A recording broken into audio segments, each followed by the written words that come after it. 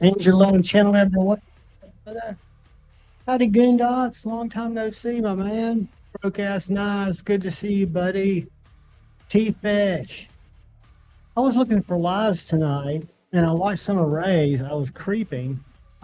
Kathleen Smith, welcome, howdy.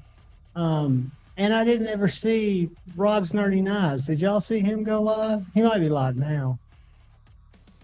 Just going through scrolling up, guys, instead of scrolling down. Now I'm coming straight back down. That sounded weird. I think I got everybody. We'll probably have a low-key group tonight. We'll have a little guest stop by. Marco was here earlier. Ground Fog was here earlier. Be Shady. Palmer stopped in earlier. So we'll see who all stops in. JD, welcome. What is up, buddy? Good to see you, my man. And we've got my brother Paul Mills in the house. Welcome, Paul. Good to see you. Is audio screwy? I think I've got... Let's see.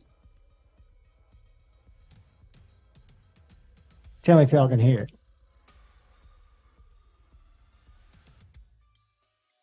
We're always shooting from the hip here. Never know what we're going to get. Stephen Wallace, what is up, brother? Cheers. I'm having a little Starbucks double shot white chocolate. Palmer, I greeted you in your absence. Welcome back, young man.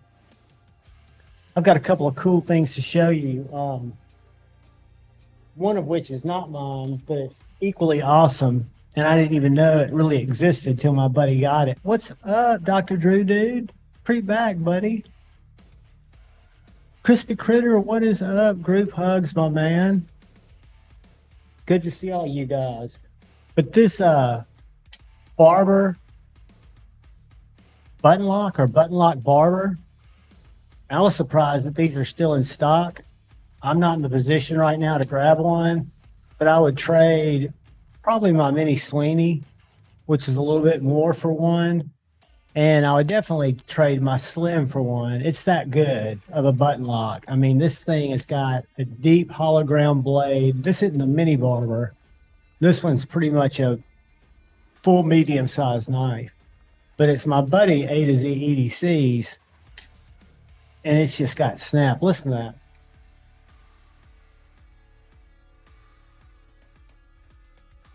It's got just the snappiest deployment. I don't know how they do it, but Riot OEM front flipper, and it's got thumb studs, which also reverse flip great.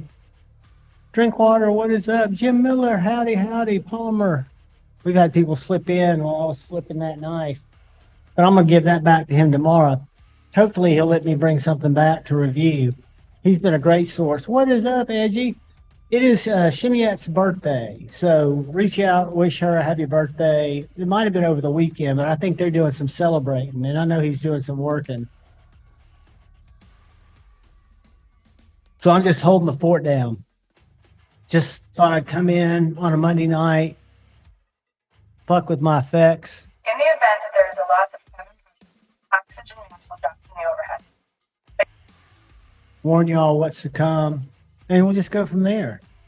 But yeah, I haven't been getting a lot of mail calls, as you guys know, but I did get something in really cool. And this is a TRM Redline. They're fixed blade, which is a little bit bigger than I thought it was going to be, but it's a good, I would call it a good skinning knife, a good hunting knife, a good hiking knife, a good, I mean, it's slicey as all get out, has really thick blade stock. I haven't measured it yet, but compared to any of these larger fixed blades, it would almost be the perfect meal prep knife because it's that slicey. I mean, very thick stock, but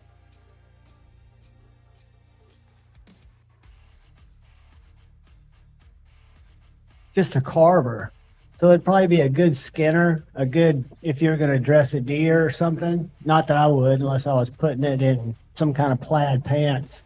Um, but yeah, the TRM Redline. I would love, love, love to see this knife in a knife about the size of the Guardian 3, maybe about the size of the Shadow, um, with a little horizontal sheath like the Bradford Guardian 3 comes with. I think that would be awesome. Have like a big daddy and a little daddy. But what everybody carry today? I carried a Hinder XM18. I didn't carry a fixie today because I didn't really go anywhere. But I did have my little Brandon. What's up? I did have my little TRM Atlas on me. I really like this discontinued knife that I did a three-way trade that Mare Salt and Pocket Metal were both involved in. Everybody won. But what'd you guys carry?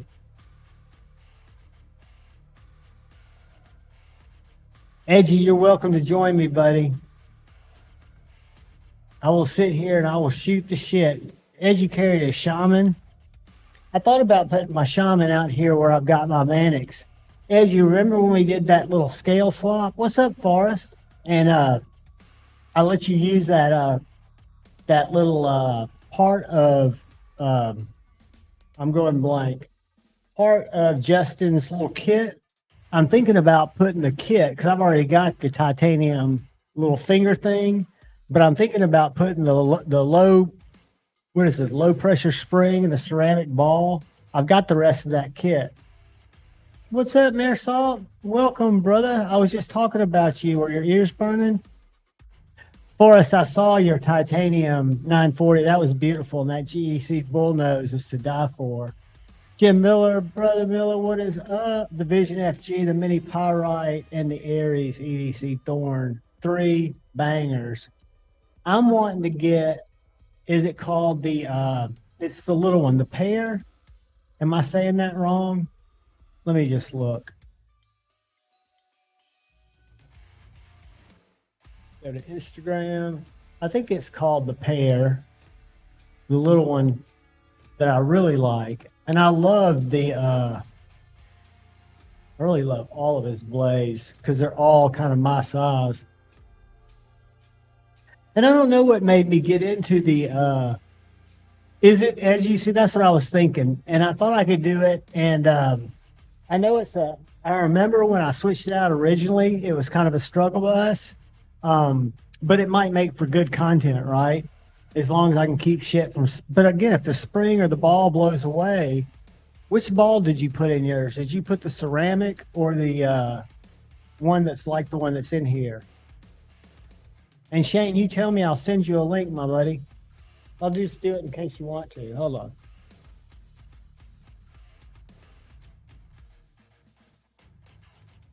Bear with me, kids. When I go into that zoned out mode, it's because I'm on another screen doing something different, and I don't mean anything by it. It's just, let's see. I go there. Go there. Wait a minute now.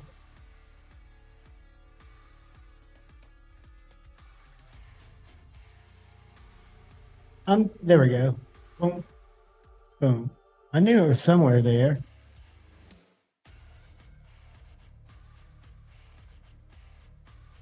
AG American. Check your DMs, brother.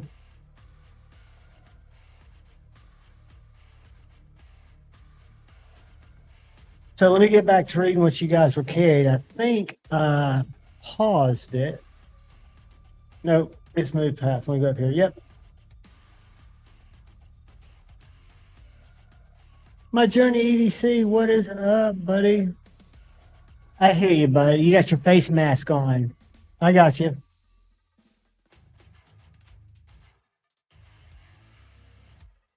Yeah, I figure I'm just going to almost hate to because it's in such good shape, but it doesn't have liners anymore. So it should be pretty easy. I think I've taken a lot of knives apart and put them back together since I modded that knife. That was one of the first ones, that and the PM2, which I'll tell you guys, those are on the more difficult side. Those and Benchmade's, but Benchmade's, if you get a Q-tip or a tool, either from Justin, he's got a great little tool set, really economical to hold that lock or hold that bar lock back. And also what it'll do is allow you to push that pivot out. And then when you push the pivot out, it'll hold it in place. So you can do whatever you do. Your washers don't move, nothing else moves. And then when you slide your pivot back in, your new scales, it's that easy. It really works well. As a matter of fact, Zach the Great, Zach's EDC, Zach stuff.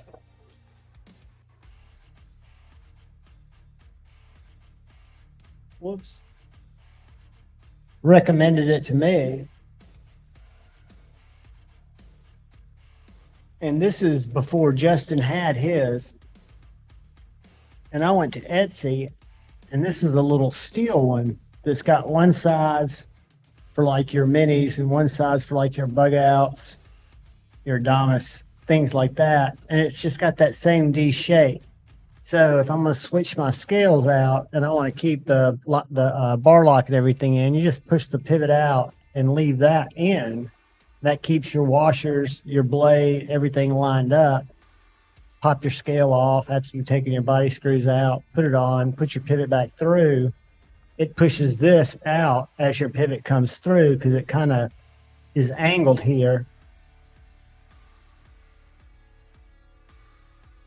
So it goes right inside that pivot and it pushes it out. And it works perfect. It's a cool little thing. The sticks is that the Hero sticks? What, brother, Lord Needham, I need to grab your knife. I've got it already in in its pouch, ready to go in a box. It's coming back to you in a knife box. Thank you. I have reviewed it.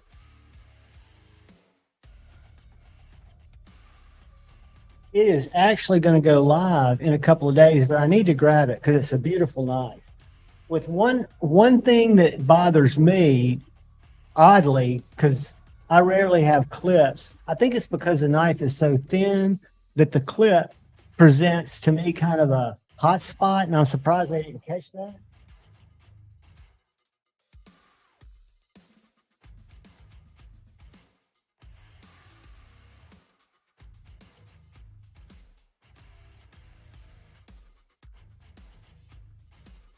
I know all you guys already follow Lord Needham on Instagram, but I've made him and ADC, A to Z EDC, their special little Instagram card, because I really hope that I can drive them some traffic for them letting me utilize their badass knives. For example, this review is coming out in a couple of days, and this one's coming out tomorrow, both of which are not my knives, but I've been able to hang out with them to get a really good idea on what they're about.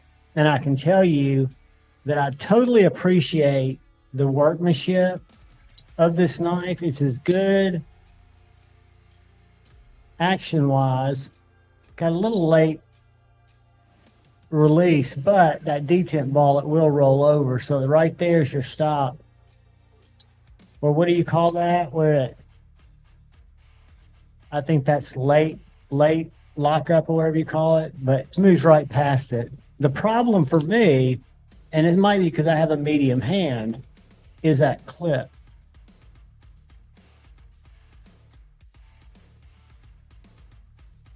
It is such a thin package, and it's a little sharp down here. So to me, it just feels a little hot, but you're not going to be using it for that, right? Beautiful Magna Cut blade. If I understand correctly, it's heat treated at 63, 64. It's got dynamite flipper action, really intricate milling. It kind of looks like a feather. Do that justice. I really need to up my production game. I don't know if you can see it, but it's got almost like a Tactile Knife Company feather milling. That it's a little bit different than what they've done in the past. Action's great. For me, I'm not crazy about the aesthetics of the blade. That's just, for some reason, it looks a little too trailing to me, even though it's not. But the action is uber impressive. The sliciness of it and the centeredness, I mean, the fit and finish is top notch. And it's got, I like this little touch. It's not really branding, but it has Tactile Knife Company there in the backspacer. It just says Tactile. It's got jimping on this side, jimping here, and then Tactile in the middle. And then it's got a really well-articulated flipper tab that you can either light switch. I just push button it, light switch, or push button. I'm not good at thumb flicking, but I can middle finger flick it all day long. But that clip, which would probably be hard to find a replacement, I would love it to be, and I don't know how, I'm not a knife designer, so I don't know what the choices are to be able to carry this in your pocket effectively and have it not be painful, right? But I would think if you processed a lot of cardboard, it would leave a mark. So if I give it the death grip just for a sec and then go like this, you can see the print in my hand of that clip. Mark H, what's up? But it's a winner. And Lord Needham, if you're still in here, I will send you a DM if I remember after the show tonight, and I will get you a tracking number, and I'll send this back. But I wanted to make sure you didn't want to check anything out before I send it back. So we will communicate tonight. But this has been a lot of fun. To me, if this knife, let's see, my Rockwall was $299, which is kind of high. If this knife was $399, not $600, I just don't see $300 more value here than here. This little knife is banging. Why? I know it's an internal liner lock. I expect this to be more, 100, even 150. I'd give it 425. Make it as much as what I carried today, which was my XM18. So that's not fair because it's got titanium scale. So this is a $625 table price knife. This is a $600 knife. And then this little beauty is a $299 knife. So I think the price is a little high for me. Hey, Hero Sticks, what's up? JD, what is up? $200, burning a hole in your pocket, looking for something with titanium scales. My man, there are so many good things out there. And if you're looking for, if you don't have a lot of knives and you're looking for a great knife, Google, and I've got an affiliate link if you want to use it, but just Google the Miguron Moirel titanium. They've got a titanium knife. And I think, if I'm not mistaken, Edgy, is the American Blade Works V2 micarta, is it $199 or $299? Talking about the micarta.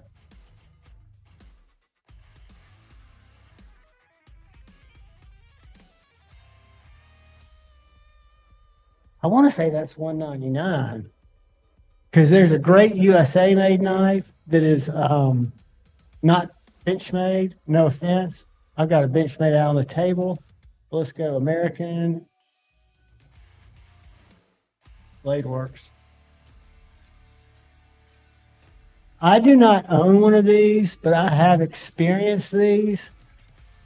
Let's see what we got here. Yep, they're $199. Oh no, that's fixed blade. Hold on, let me make sure I'm not lying. $249. All right, so that's, I was a little bit off there.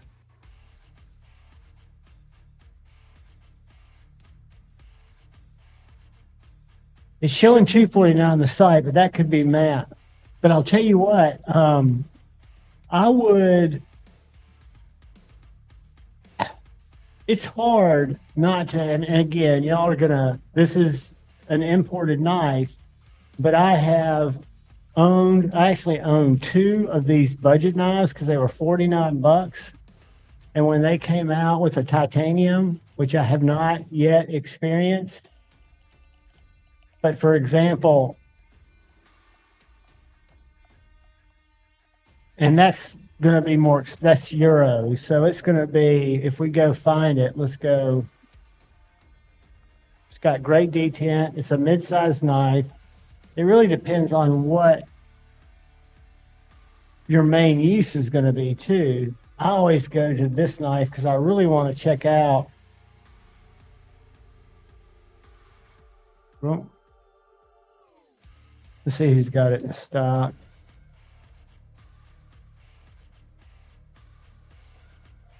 There's one with scalloped handles for $209, which seems a little high. Let's see who the retailer is. But guys, I'll just tell you, if you ever had the chance to try out the Moirel in the $49 version, this is one of the most elegant, snappy designs. It's got that pear-shaped hole, fantastic milling, titanium and M390. And we can find it for less than $209, I bet. We'll get off of here.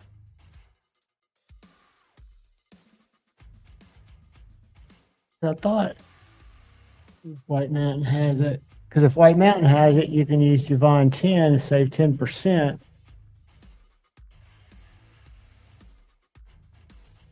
All right, so there's one at White Mountain Knives. You can use Javon 10 and save 10%, which would bring that back to what, $199? But that's M390. Looks like lava flow or copper carbon fiber. It's got the milling. I prefer, personally, the full titanium. It's a little less expensive, but the inlays, they do a good job there. But that's just one of so many. That's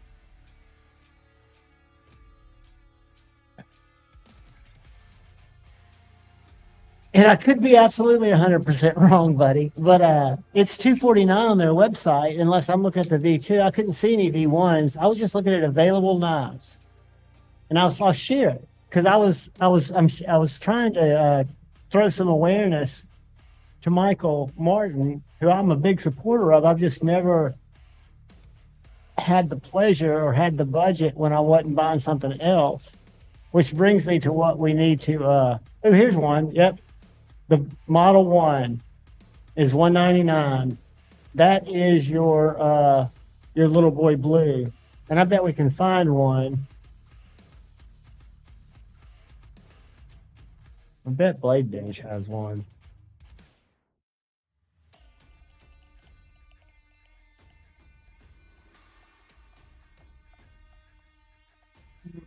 Representative cutlery. They got it in stock. No, I like the fixed blade. I wonder how big that is. I guess I could read, but I wouldn't understand it. All right, I'm guessing they're out of stock. Knife Joy. Out of stock. This key is going to be out of stock. They've got a funky button lock.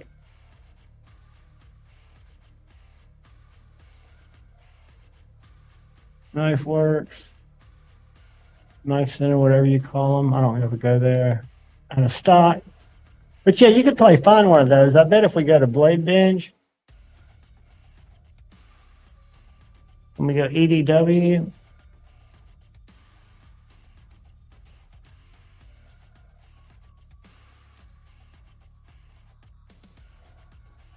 I just got the nice one. But there are a lot of good choices. That's a great. That is the American Blade Works ABW. Let me share it with you again. It is the version 1. And if you're going to be in Atlanta for Blade Show for any reason, you will be able to get one there. And they might even have Shane doing a promotion where if you go up and you like pull a lock of his hair out, it'll save you 10%. They did that last year. All you had to do is come back with some of Shane's back hair to the booth, and you'd get 10% off. I'm going to drop the link in the chat for you guys to check it out. Because I would take this over any Benchmade, really, and this is going to piss Shane off, but almost any Spyderco. I love Spydercos, but I love supporting small batch makers. And even though the Mannix is so good, my Para 2s are so good, my Shaman's fantastic, they don't have as much soul to me. They're great tools, but I like to support the small guys or the people that are to break out and do something.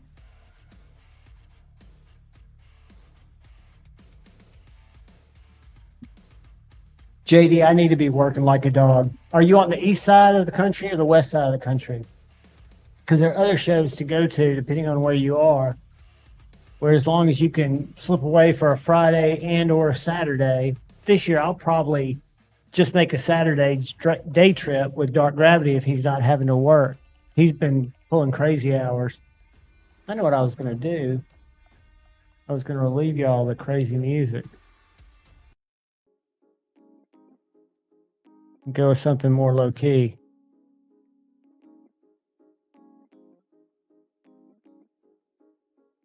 Shane, what he doesn't have in shame, he makes up for in knowledge. Really, I've heard the button lock was great, but you might have gotten one that was a reviewer copy because that's what you see a lot of on Blade Binge. And I bought 5 knives and I'm getting ready to sell it. I'm getting ready to sell my first knives on Blade Binge. I'm going to throw it up here one more time because I'll give y'all a special deal because I don't have to pay commission or pay the fee. But this is a PMP Titano M390 OEM by Max Ace. It's an absolute beast. The biggest knife I've owned. List for $550. I picked it up with a 10% discount for $5. I'll let it go to somebody in the chat for $300. But you just have to DM me because it's going to be going on NAF sale probably tomorrow with a couple other knives.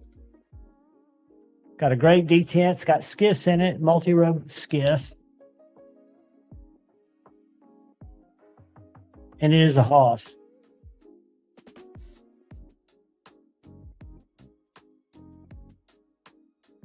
It's tit tat, tomato. I don't really know the proper pronunciation, but y'all can read it and engage as it with you will.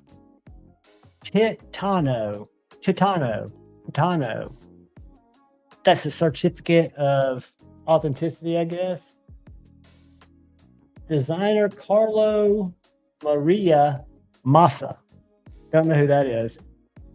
But it's only been fondled with here, right? It's not been used. I would call it brand new in box. But that's what you see a lot of on Blade Binge. I picked up my Scout 2.5 fixed blade there. I picked up my Lamia, my SPK there.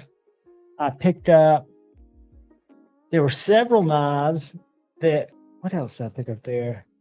I picked up my Lion Steel switch slip joint. My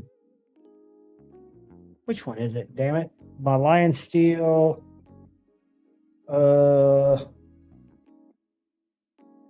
Best Man V2, I think. And then I picked up, what else did I get from there? I picked up this after they dropped and they were sold out.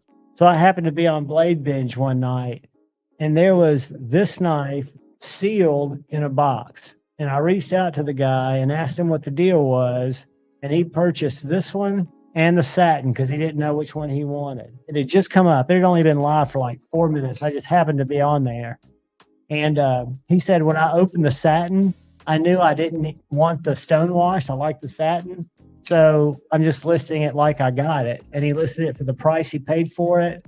And I grabbed this. And this is probably the best knife, with the exception of this knife that my freak buddy that Jay knows, A to Z, got in this past week. Go to my Instagram real quick, and I'll share a super cool Padre with you. Go to this. Boom, boom. Where is it? Where is it?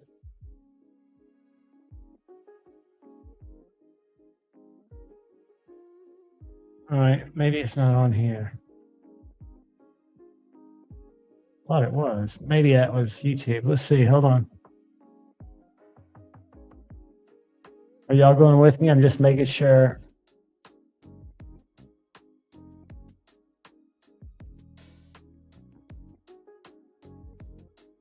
I want to show y'all this knife because you've seen it on MC's channel. You've probably seen it. There it is.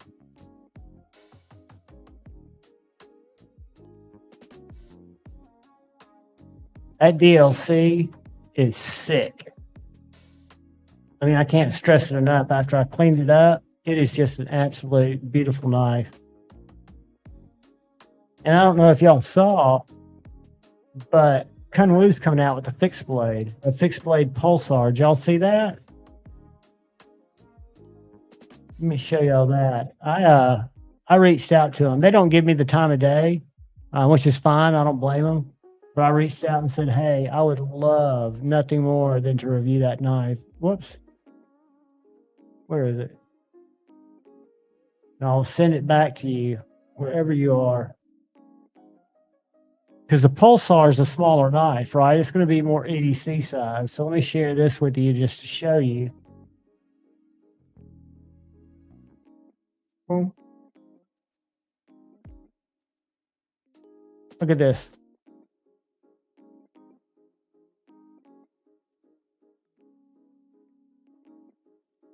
Micarta. It doesn't give any indication on what the blade steel is. They always overdo the carry method. They could save so much money by just offering a strap or something because everybody's going to use their own carry method. And these are so big and bulky. I tried to share that with Vosteed when I checked out the mink. That's almost prettier than A to Z EDCs, that solid black. And this is one of their new models.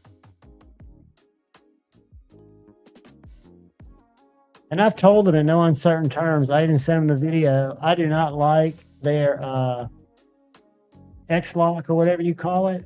It has absolutely no detent, but every single one of their frame locks is cash money. I mean, they are just so snappy. They've got some of the best frame locks in the game. And I wish they would offer that Django and some of their other knives in frame locks. I'm happy to see this in a frame lock. But I'm a big fan.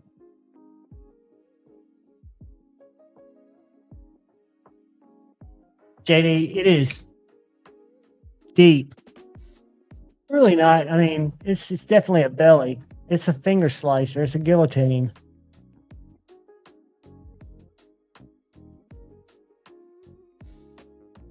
But the handle is just so comfortable.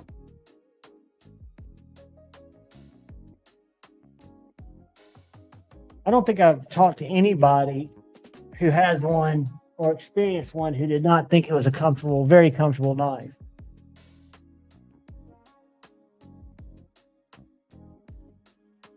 I want to say it was $249.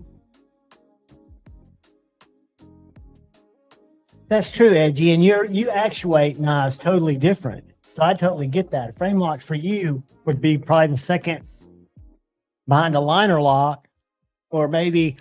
And I'm glad to hear that that spring makes it easy for you to actuate that Mannix too, because it makes me think I'm going to do it just to check it out. I might do it tonight. I wonder if there's a, because I know these scales come off a lanyard tube. Is there any preference in which way you go in, Shane, or does it matter on a Spyderco? Can I go in on either side, the show side, without taking the clip off, or do I have to go in on the flip side, or does it matter? Take care, Jim. Liner locks are easier. So Shane, does it matter which side I'd open to switch out my spring? It wouldn't, would it? Because all I'm going to do is switch out the spring and the ball. And I think I can do that with just one side coming off. Well, you've opened yours lately. I'm just trying to remember what it looks like. I'll have to go watch one of Justin's videos. But guys, I have been carrying, in the spirit of Metal Mondays, my little Boker Barlow. I love this little knife. It's one that didn't get my attention early. I got it on sale at Smoky Mountain Knives when I was in my early slip joint phase, which luckily I didn't get stuck in. I picked up a few slip joints. Michael Miller, what's up? I agree. I agree. And I did a Spyderco dive, and I only have my Dragonfly, which is a back lock. I've got my Mannix, which is a ball lock, and then everything else is a compression lock. And I've purchased them that way. I've sought those out. I like compression locks. Even my little, what's this called? Little Native, or the Sage 5, I think this is called. No, this is a Little Native. The Sage 5 is in my other case. But I just love compression locks. They work for me. And they don't work for some people. And I've never tried the Compression Made Easy, the CME. But this is the first knife that I learned to middle finger flick about a year into the hobby. I could never middle finger flick. I could take my front finger and kind of flip it out there. I can't do that anymore. But I watched Bearded Gear. I've shown that on several lives. Bearded Gear used to be a pretty big content creator, put out a lot of good content. And he did a tutorial on how to middle finger flick several different knives that were popular at the time. Because some of them, like the Spydercos, you flick kind of up. And on some of the knives, it's easier, like the F5.5. Well, they're mostly all easier if you flip up. G-Ball, what's up? But it was definitely a great video, and it taught me a lot. But I'm a huge fan of the compression lock. Much more so than a bar lock, which is probably my least. Button lock, with the exception of my Malibu. This knife, I did not. I mean, it went so under my radar. These are still in stock, OEM by Riot.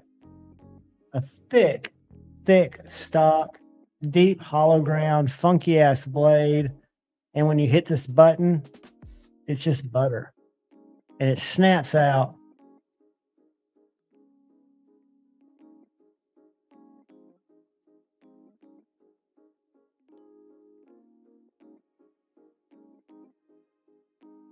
Good thing A to Z doesn't watch my lives. He's probably ready to get this back. But they've got it in black and satin. They've got it in black and black. Got another color. Let's look real quick. G-Ball! G-Bizzle. We're just looking at NAS, buddy. Go to Berg.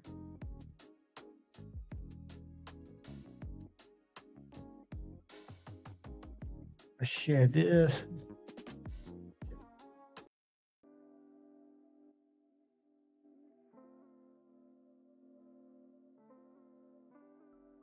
So Chippy, my cat, has crossed over into serial killer status. She's now bound to the house. I'm afraid I'm going to get a complaint.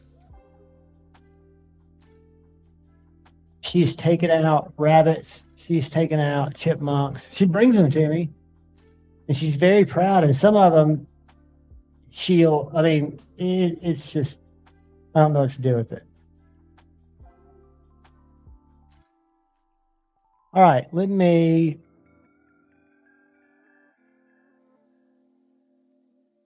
Is Pocket Metal in here? Pocket Metal, jump in here, dude. Those Bokers, yeah, we were going to look at that. Let's look at the Bergs, and then I would think they were down to $79, and of course you can get cheaper, less expensive value slip joints. But these were the Sullivan Germany. Oh my God, they just went on sale. When I was looking at them earlier, they were $365. So that's the blackout. That's the one I've got. I have no money. I can't buy knives. But that's this knife right here. And what was the other colorway?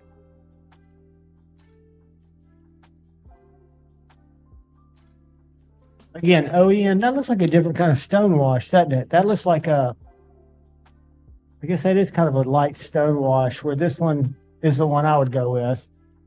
This satin with the belt, or the all black. But yeah, this is a fantastic knife that I was never excited about. I happened to be over at A to Z's house when it came in, when he unboxed it, and like flipped it a couple of times. The studs are done very, very well. $300. Man, it's a shitty time to be.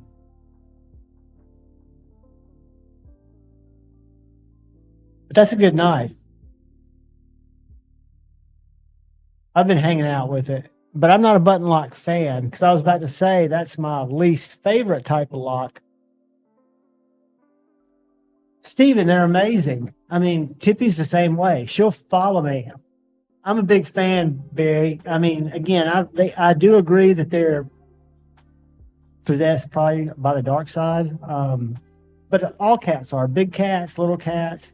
That's one of my guilty pleasures on Instagram and they feed it to me a lot, are these jaguars that are more effective hunters in the water than in the land. And it shows these fucking cats getting in the water and swimming, and then they dive and drag a fucking alligator longer than they are up and out of the water.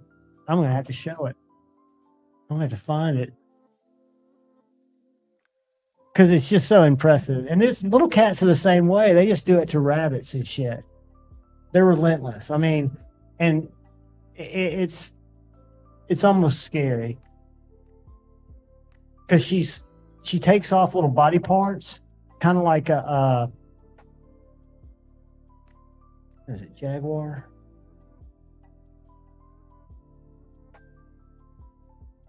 Let's see what this pulls out.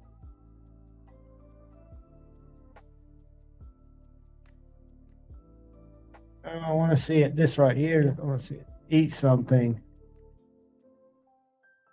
I promise this will be worth it, guys. Look at this picture.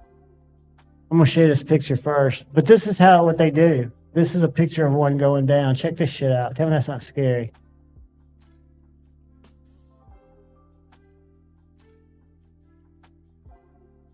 And you don't think cats...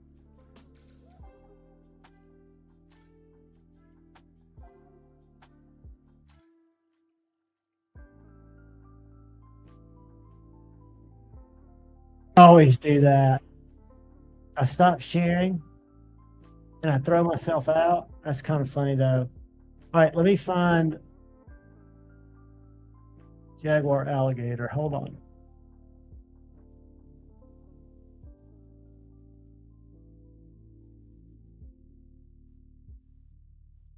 Here we go.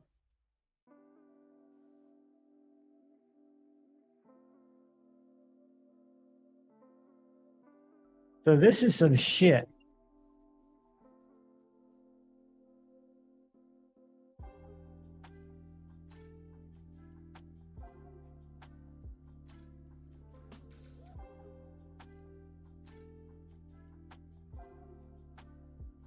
Let me rewind that for y'all. I don't think I can rewind it. Look at the size of that, and look at the ease at which that cat has drug it now out. Watch it, it sees it from up there, and watch it dive in. Just prances on it and dives like that picture we just looked at. Right to its neck, so it can, they say, paralyze it with a bite. Because it bites through the skull to neutralize it, not kill it.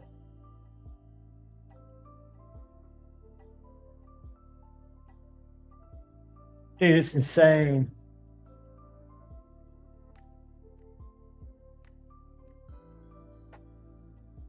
Trying to find the one that he comes out of the tree. Here's one. Then we'll quit watching cats. I know this is a nice channel, but I just find this shit fascinating. That's deep water. You would think the alligator would have a huge advantage because they go into that roll that everybody talks about, but look at how he manhandles it.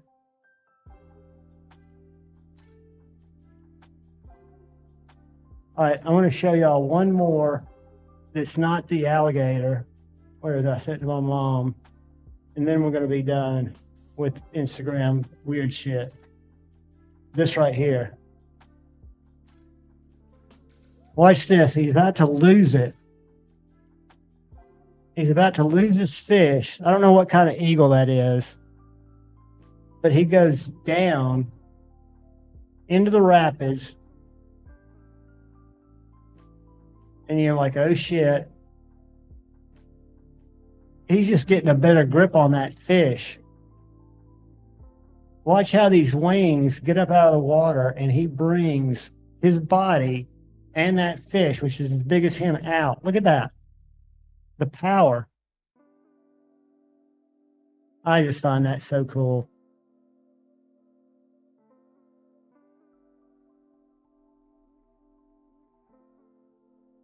Anyway, so did y'all enjoy our Instagram Osprey? Thank you.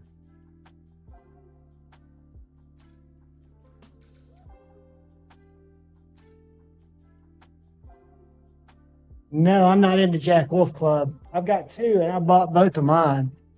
And that's all I needed. I was kind of worried that I would get to where I felt like I needed more. And Lord Needham let me try out the Gunslinger Jack, which is a great knife. But I didn't jump on one. Michael, let me Google that. I'm so old.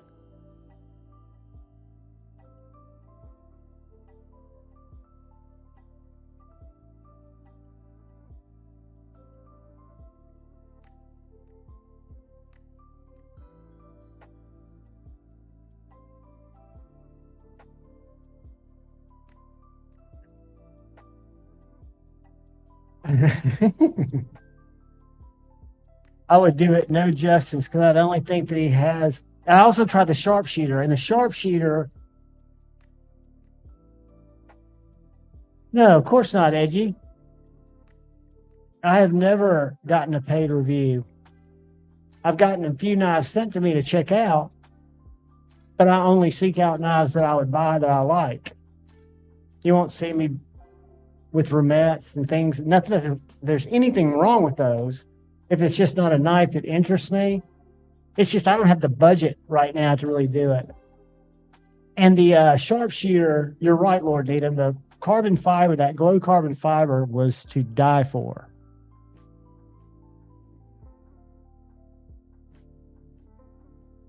But I know Edgy's there's a group, and that's the way you got to look at that from a manufacturer or a designer's perspective is marketing is very challenging in the knife EDC world, right? You're almost limited to influencer marketing because you can't get on Google Ad Network. You can't run pre-roll videos. You could run your own social media campaigns, but you're talking about then kind of very expensive endeavor. So if you got 7 people, 8 people that get in front of 500,000 knife people, it's a no-brainer that's worth the knife, which I don't think they're paid reviews. I think they're gifted the knives to film content with and then sell or keep, you know.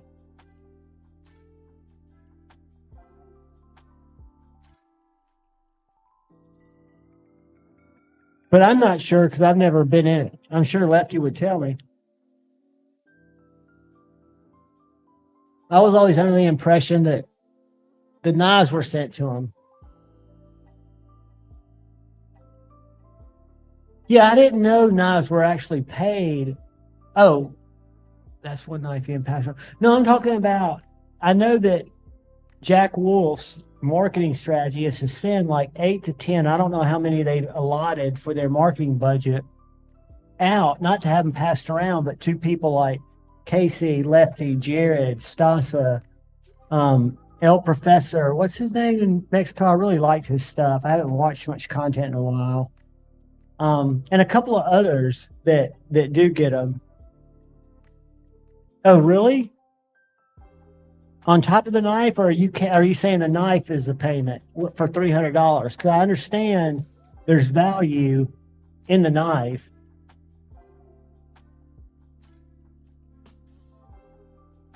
Yeah, I didn't think there was any payment either, G-Ball. I thought it was just, again, I know Ben not like a brother, but I know him well enough to think he's probably doing whatever the industry's doing. But I was under the impression.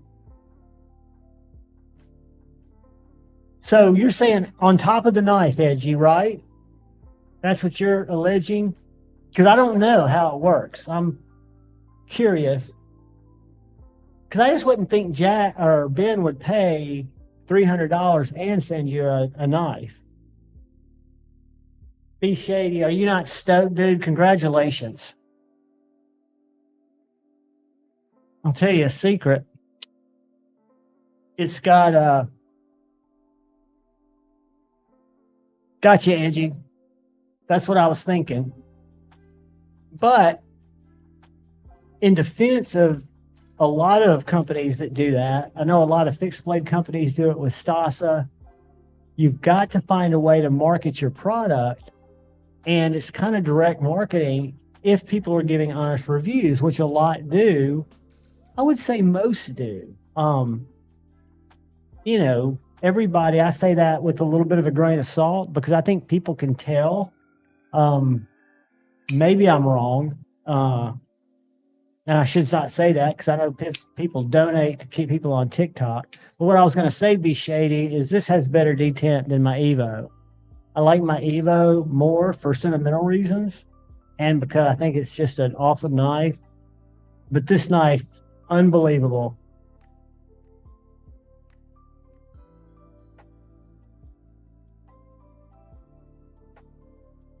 Yeah, I think most, and I say most, there's some makers that don't want honest feedback. And there are a couple of, I've had a couple of shady companies reach out that wanted, just the language didn't make sense. It sounded like there was a language disconnect from the start, the way the email was phrased. So I kind of stay away from stuff like that.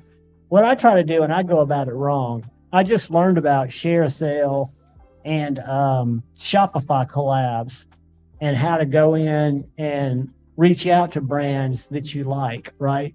Because I had a share sale account with Fostie, and I had a Devo and a TKL Shopify collab account where you can go in there and you can find other knife companies. I found Blade HQ. I found Knife Ship Free. They still haven't approved or denied my application yet. Rife Knives makes really cool fixed blades. One of them, this EDC fixed blade that's out of stock right now, is a baller.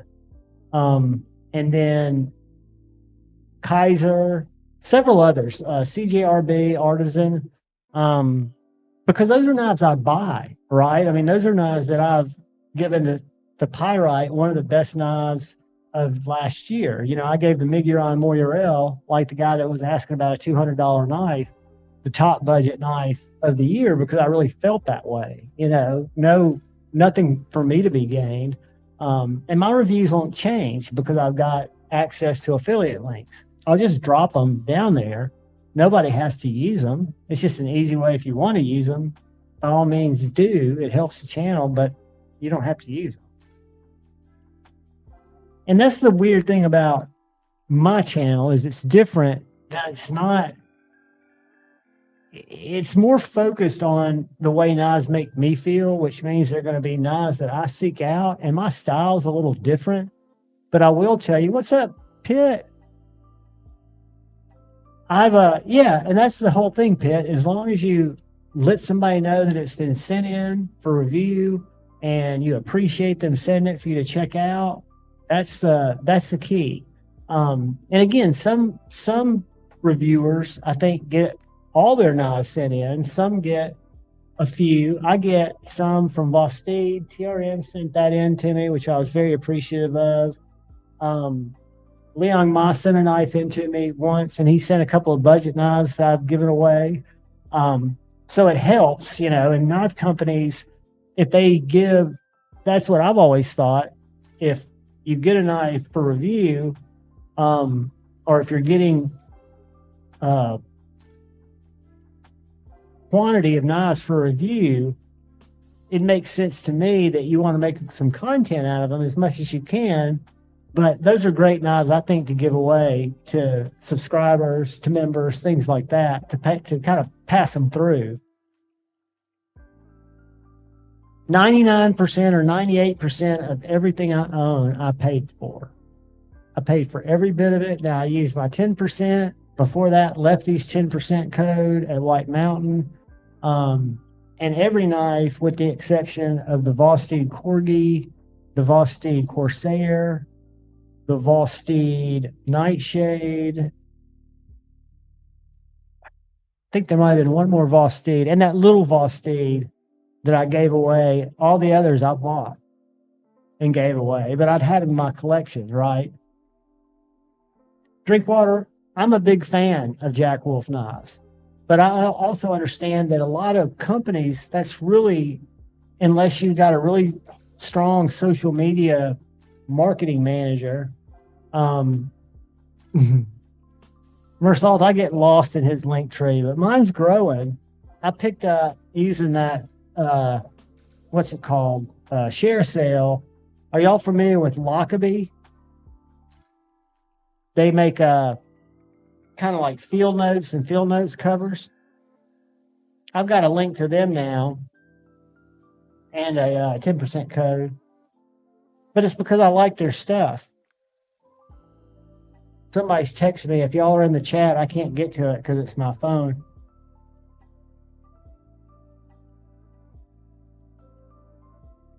Let me see who's texting me. Make sure it's not mine.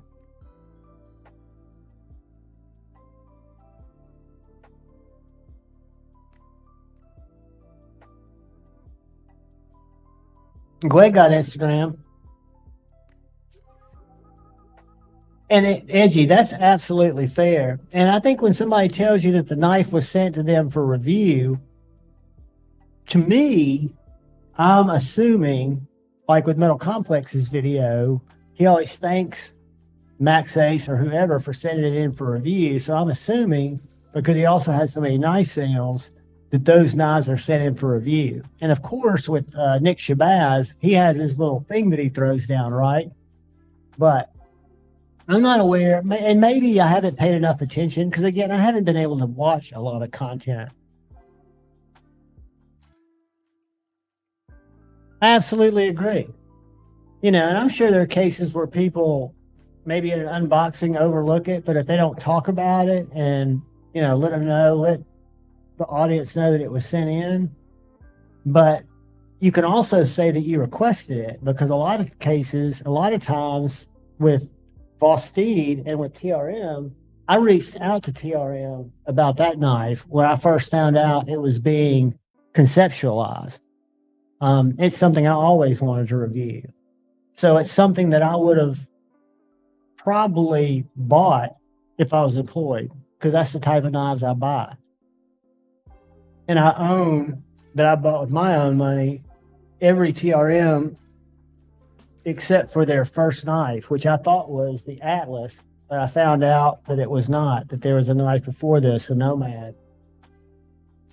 Which you can sometimes find on their Facebook page, but they go for around 300.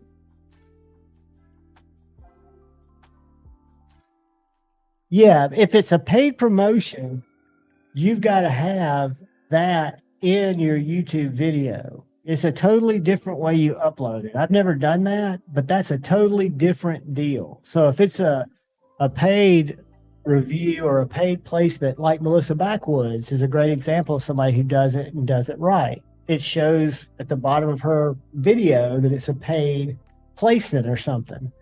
And if you share links that are like my affiliate links or Lefty's affiliate links, and you drop them in a description, you've got to say that these are paid affiliate links, that if you want to use them, I might drop one to Amazon, one to Kaiser's website, and one to Blade HQ. Those are 3 links that somebody can use. None of them get you a discount, but they all, you can shop for the best price there. Or you can just Google a knife, right? I absolutely would recommend the Spartan Harsey Folder. Now, this is, again, a knife that's not drop shut action. It's on washers, but it's an absolute beast. I've also got the 3 1/4 inch because I liked it so much. I got the 3 1/4 inch first. But this is one of my favorite American makers. I mean, I think this knife is every bit as beefy and good as a Hinderer, as a Medford. I'm a big fan of the Harsey. That's the Plague Doctor, but I like the plain ones too. And then I've got this little guy. This little guy is an S45, and the big one's in Magna Cut. And I prefer S45. And I know that's y'all probably light me up in the chat on that. But I just think makers work with S45 better.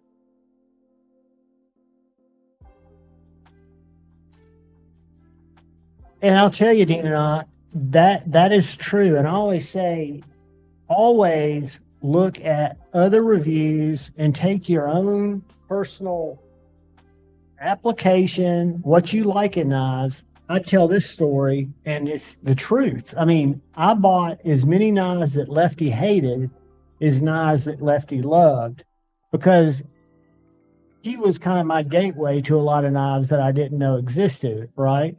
And it's just one of those things that you've got to look at a lot of different reviews and you roll the dice sometimes. I picked up a couple of goats, not many. Most of the knives that I've picked up, I've been lucky. I had one that had mechanical issues, but I fixed it. That was a Vosteed Warncliffe Raccoon that I bought. The button got to stick and it wouldn't lock up, so I took it apart, put it back together.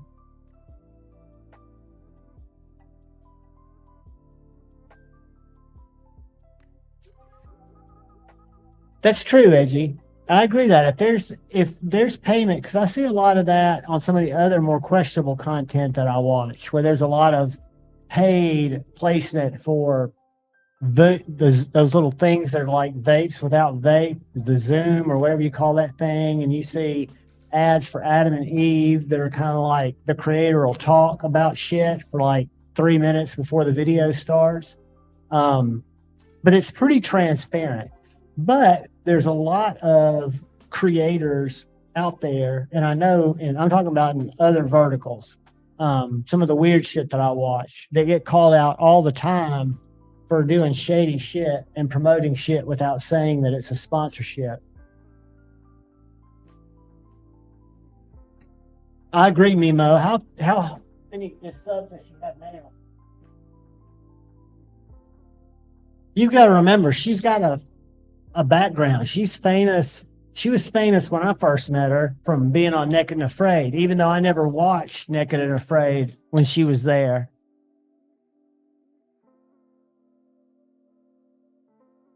But I think she's legit. I mean, if you can get on Naked and Afraid, me neither, Edgy.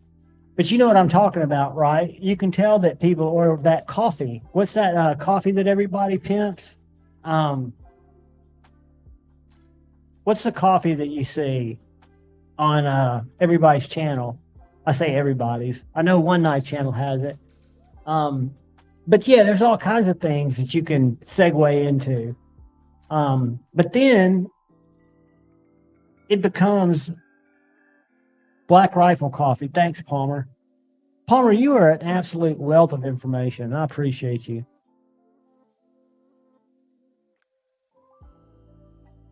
I know, Kyle, but see, I don't have cable. I don't do cable. Even when I was working for the cable company for 8 years, I have ADHD and I'm a short form content guy. 25 minutes, I've got to be really locked in to for you to keep me for 25 minutes. But yeah, Naked and Afraid, I watched it in some of its early seasons back in my past life, but I haven't been watching much of it lately.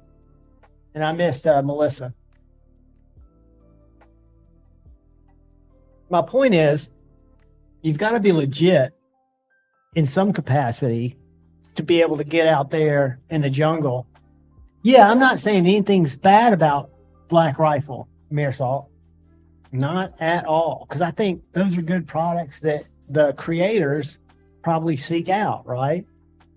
And then you see people like, what's her name? That Jenner Kardashian girl who is promoting video games on her iPhone.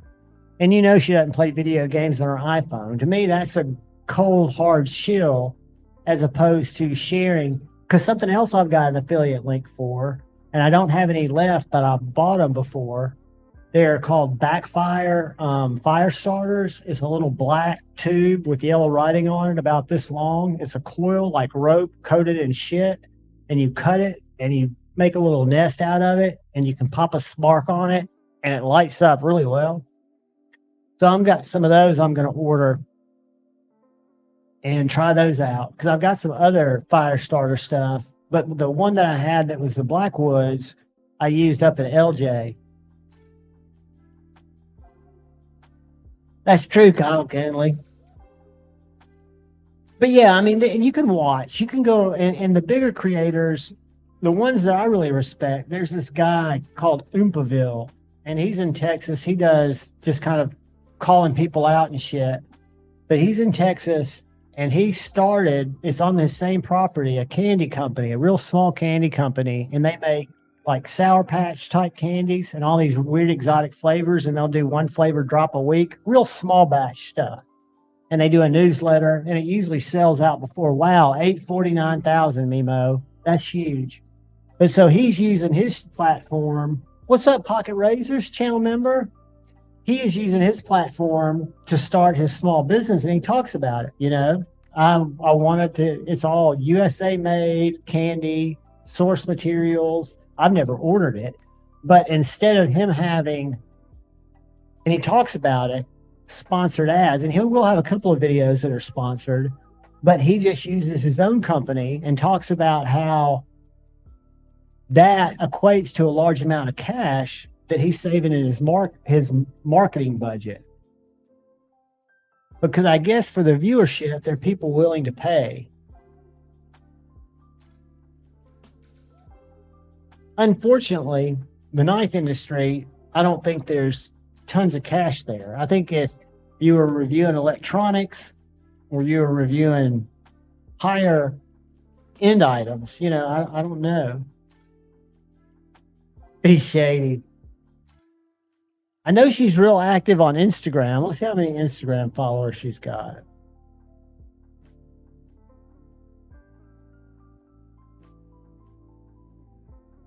I thought Erica would beat her to 1,000,000.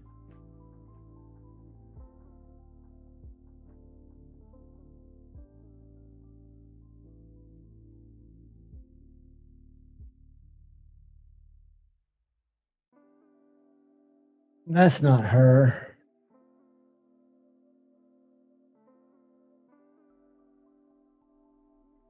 That's a scam account.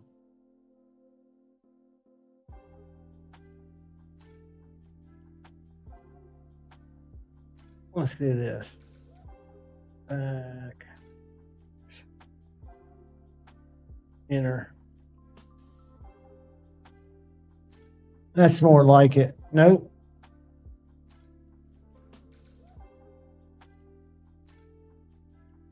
She has got a shitload of fake accounts out there, guys. I can't find her account, but I can find a bunch of fake accounts. T-Fetch.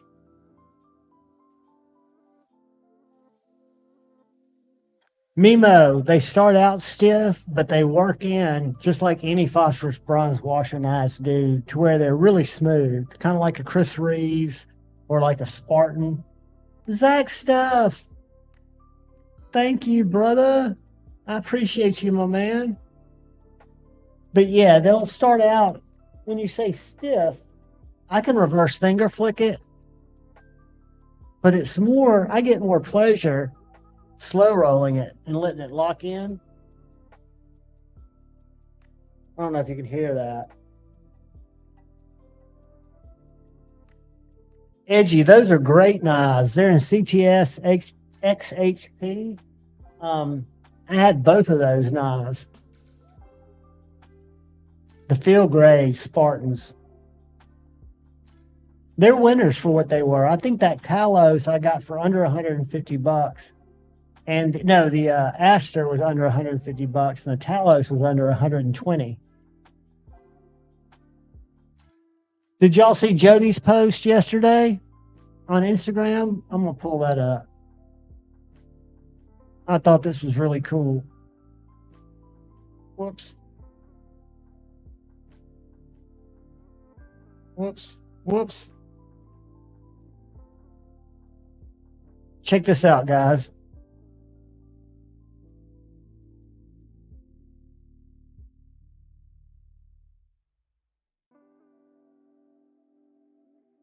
Do you see that? Isn't that cool?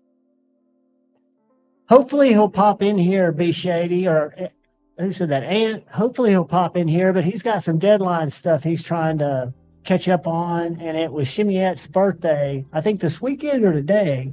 So I'm holding it down with a light. But that is Jody's latest skin art. I thought it was awesome.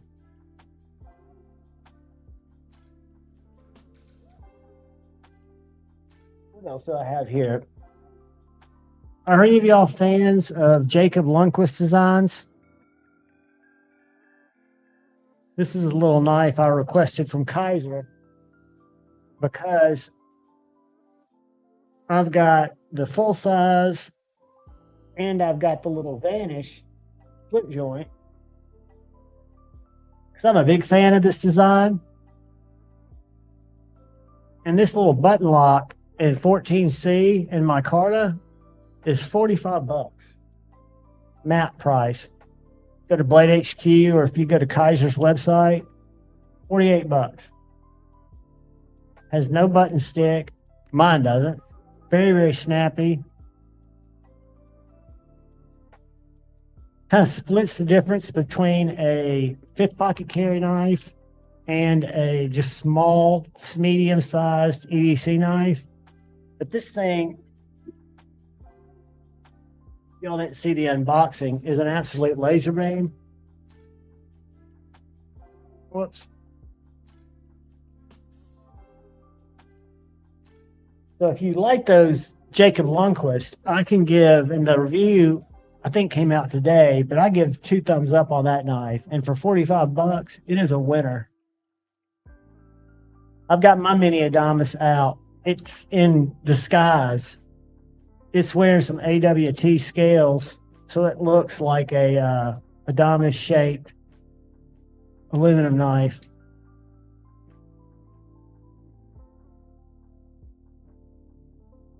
But I'm a big fan. It's probably my second favorite Benchmade Mini Loco.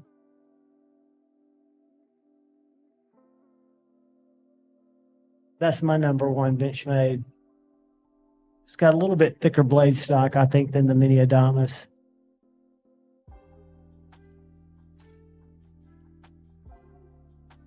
Thick standoffs. More chunky, beefier knife.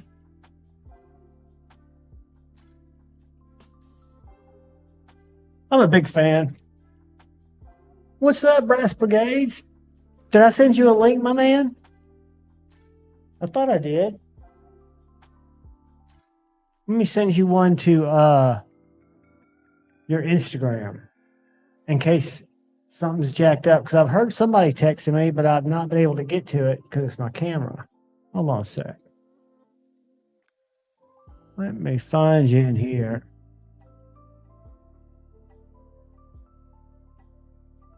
There we are. Whoops. Breastfeeding. I don't want that. God, this is some suggestive shit on here. It's amazing that they crack down on knife people like they do. When you've got, I start typing in Brass Brigade and I get breastfeeding. What? What? Take your time, buddy. I saw today, let me see if I can find it. And I forgot who posted it, but a little sweet Ultim handled micro J-Cal. Who was that? Damn it. Scroll for days. I'm really talking to myself, but I'm addressing all y'all while I do it. Because I'm scrolling, because I saw this late this afternoon, so I'm hoping it'll still be in my feed, but I'm probably not going to find it, so I'll have to stop here in just a second, which is okay.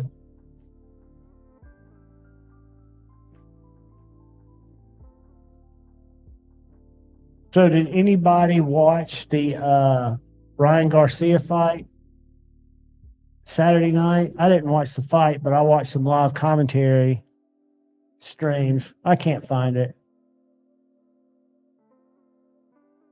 Anyway, I'll look.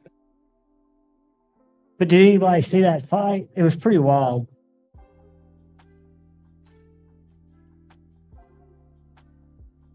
It happens. It absolutely happens.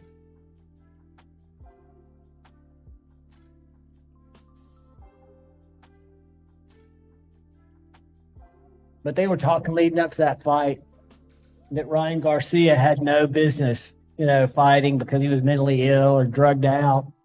And he said the reason he missed weight is he drank every night and just came out and whipped ass.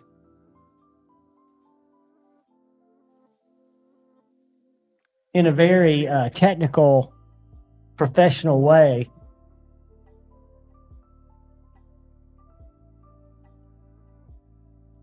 Against somebody, he was plus 425 when it started. Nice. Blazing and lazy. The only way to fly. Guys, these Neptunes had come back in stock in a natural type or natural aluminum, more of a silver colored. $108. I don't know if they're still in stock. Let's see.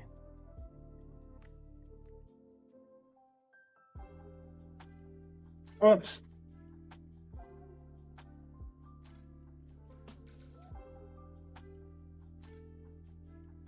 Let's see.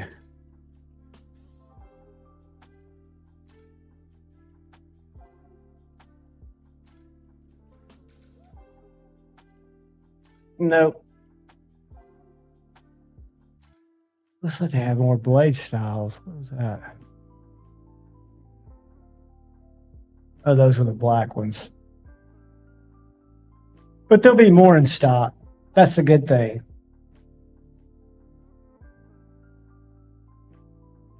Hang in there, Bushcraft. I know the feeling, brother. Know that there are people out here for you. And we're all wading through stuff. We're just hikers on a hike, right?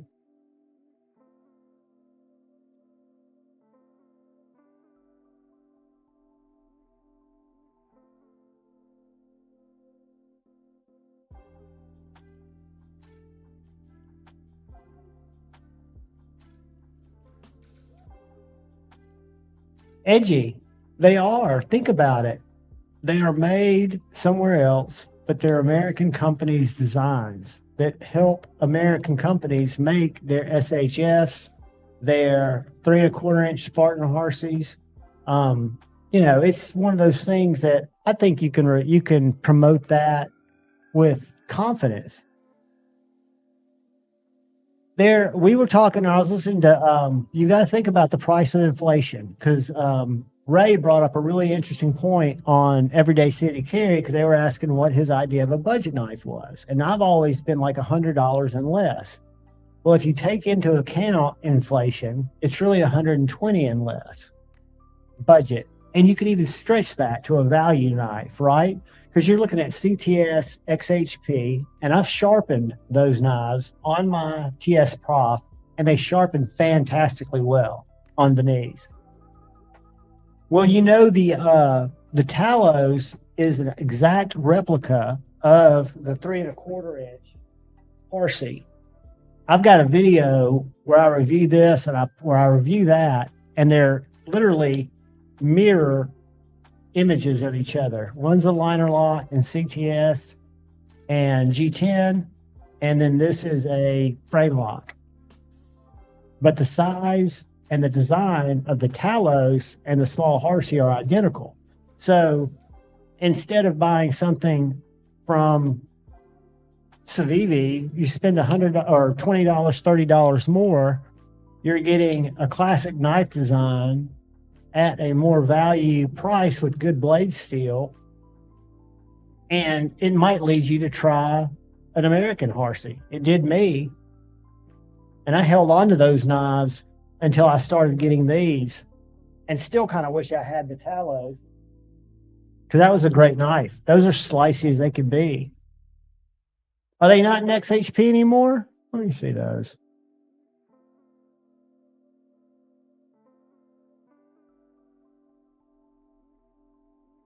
I think that stuff's kind of, let's see, field grade.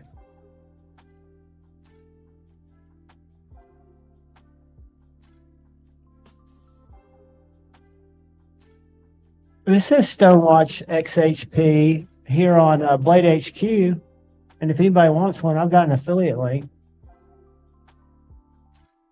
$145.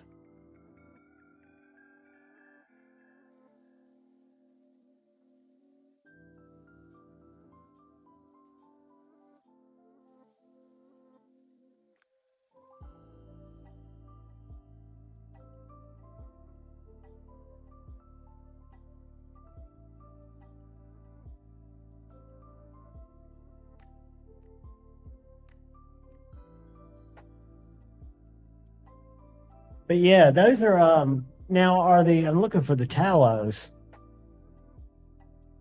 But the Aster appears to still be,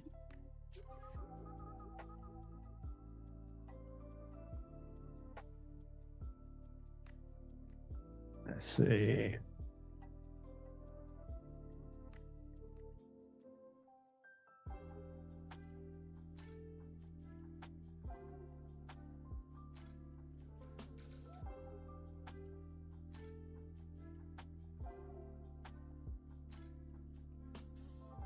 See here, copy, paste.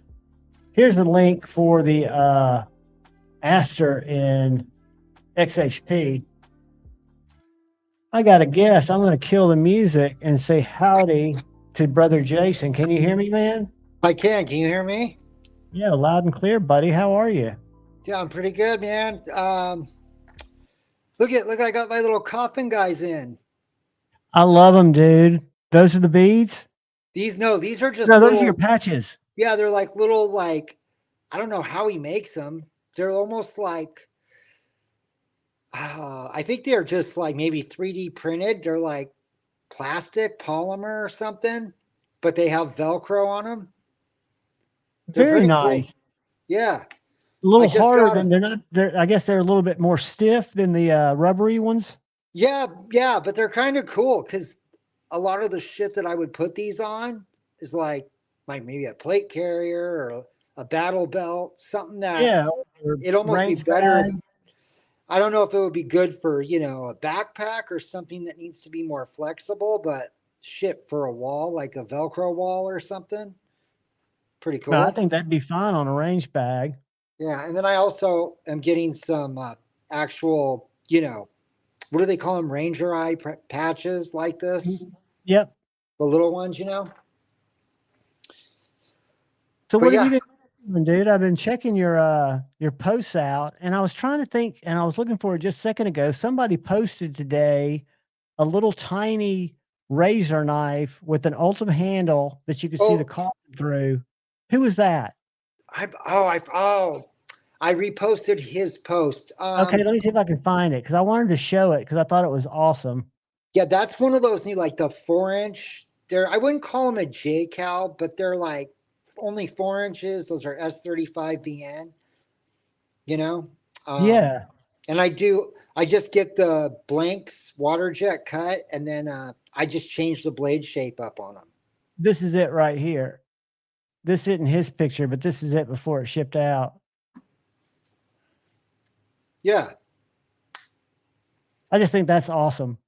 Yeah, it's pretty cool, man. Those are really thin blade stock. They're not, a lot of the stuff I do is pretty thick. Those Starts are, off thick. yeah, those are super slicey, super thin. Yeah. Like the Magna Cut J Cals I'm doing now, they're like, I mean, this is how thick the old J Cals were, 3/16 of an inch. Let me And make you then, bigger. and then the Magna Cut ones I'm doing now are substantially Oh thinner, yeah, much thinner stock. and they're Magna Cut. Dude, that's a wicked looking blade. Yeah, this little dude right here has what's that called? Peely Ply G10. So it's textured G10. It's pretty cool. Is that one available? Yeah. Guys, if you see any of these you like, DM Jason. I'll throw his let me throw his Instagram up here in the crawl. But check out these. So I'm making some kuradashis for. I'm gonna sell these on Friday. What's cool about these are all of them. Most most are gonna have scales, but all of them you can take the scales off, and they're 3/16 of an inch thick, and you'll be able to run them without scales if you want. So you could just do it, or you could paracord wrap them if you wanted. If you wanted, yeah. And check this one out. This is a prototype. So this is one of those chinguses where you can go edge up Oh yeah. or you can go edge down. Dude, that looks sick. Yeah, and it's going to be double sided. I'm going to heat. These are all pre-heat treat, so you know they're a little rough, but they'll be much cleaner after I heat treat them and do that final pass on them. But look how much cleaner my compound or my claw grinds are getting. That's beautiful, dude. Was that Magna Cut or is that a different steel? These are all CPM 154. All I got you. stainless. Yeah, they're all fucking nasty, dude. Look at that thing. I mean, it is a claw. You nailed it. Yeah, and then there's different ones. Oh, here's one. This is kind of, remember the one you got from me like a year ago? Yeah. The So angle Tanto. yeah, I basically did one kind of like that one I sold you, the black one with the hollow grind. This is that in like a Kuradashi form. Dude, that's awesome. And that Tanto beside it looks sick too, with the coffin cut out of it. That's Oh little yeah, this Jake. is a J Cal. Dude, that's beautiful. Are your holes for your choils? What's that? Are the little holes for the choil? Is that where you cut your choils in? Yeah, yeah. And then so like it depends on the knife. Like this one, I'm going to heat treat it and then I'll finish grinding that secondary edge because I don't want it to get too thin in heat treat. So, these sharpening choils, I don't mind getting close because if they burn through, that's okay because they're going to be open anyways. but I've never done one on the secondary, bevel or the other side. So I'm just to play it safe, I'm gonna grind that in after heat treat. Does that make I like sense? that. Yeah, this one's wicked, dude. It's fucking definitely a And Slurpee you've got saver. jimping for your thumb on the one side, and then you've got your finger grip on the other side, depending on which way you want to hold it. Yep. Yeah, Yeah. this is for I think he goes by I forgot. The same guy that made these for me is the guy that this is for. That's why I went all disco with this one. He's like, just go crazy. So I did. This is going to be weird, like just a weird looking knife when I'm done. Do you already have your handles picked out that you're going to put on it? Uh, no, that's why I did all the hole size the same. So I can sort of pick whatever scales I want. And these scales will have standoffs in there. Um, and then yeah, I'll just pick whatever scales I want, and they'll be removable, obviously, right? For these, look at That's those. just sweet, dude. I mean, that is a very consistent looking claw. It's very, very hard to do these grinds, dude. I You mean, it's just freehand it? yes, freehand, all of them. Look at those plunges, how even they are. Oh, dude, I wish you could like. They're all good, but like if I mean like this is pre-heat treat, so that's gonna get thinner after I take it out of the oven and then you know do my finishing passes. But the knives I made last week, they were all about 7 thousandths behind the edge after I sharpened them. That is awesome, dude. Look how pointy that thing gets. What? That's just a full hollow grind all the way up to the top of the spine. Dude, Like, I bet that thing is a scalpel. yeah, it's gonna be, yeah, especially once I get it down to the final thickness. What's up, Rob? I love that shape, dude. Which one? This guy? hmm Yeah, he's a good one, dude. He's got a good handle and a little blade. What's that, about a 2.5-inch blade? That is a And you good don't have to question. measure it. Yeah, yeah, I'd say about 2.25 ish. Just You a might little be pokey right. stabby package opener. Yeah, but it has the full size handle, right? Yeah, that's what I like about it. And And then, dude, that one's sick. Mine had a yeah. little bit more turned up tip. It had well, that one's more straight, which I like. Oh, yours sort of has that like Yeah, launch it's got ramp. that splinter digger, which that one looks like a splinter digger at the end too. And what are those two little small guys you've got up on the top left? This one is just like these are just both I made out of with some scrap steel. This is going to be a little cleaver guy. Kind A of little like the dude. one we just looked at, Uh, the one on your kind of. Instagram. Just oh, yeah, kind of. It's even thinner blade stock though. Is that one But yeah, sold? what's that? Is that one sold? No, neither of these are yet. I might want to talk to you about that little cleaver. Yeah, he's cool. I like the double sort of finger choil situation. And it's Yeah, it looks tiny. comfortable. I can get almost full four fingers on it. The pinky gets lost in the sauce a little bit, but it's close. See, the tiny for me work better because I carry them usually as enhancements, like a secondary carry, so Right? I'm not looking for it to do everything. I'm just looking for it and find myself using it more to do the little daily tasks that I find using a knife for, which is opening packages or cutting paracord, stupid shit like that.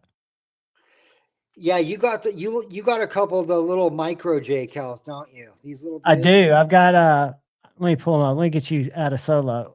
I've got this is probably my favorite.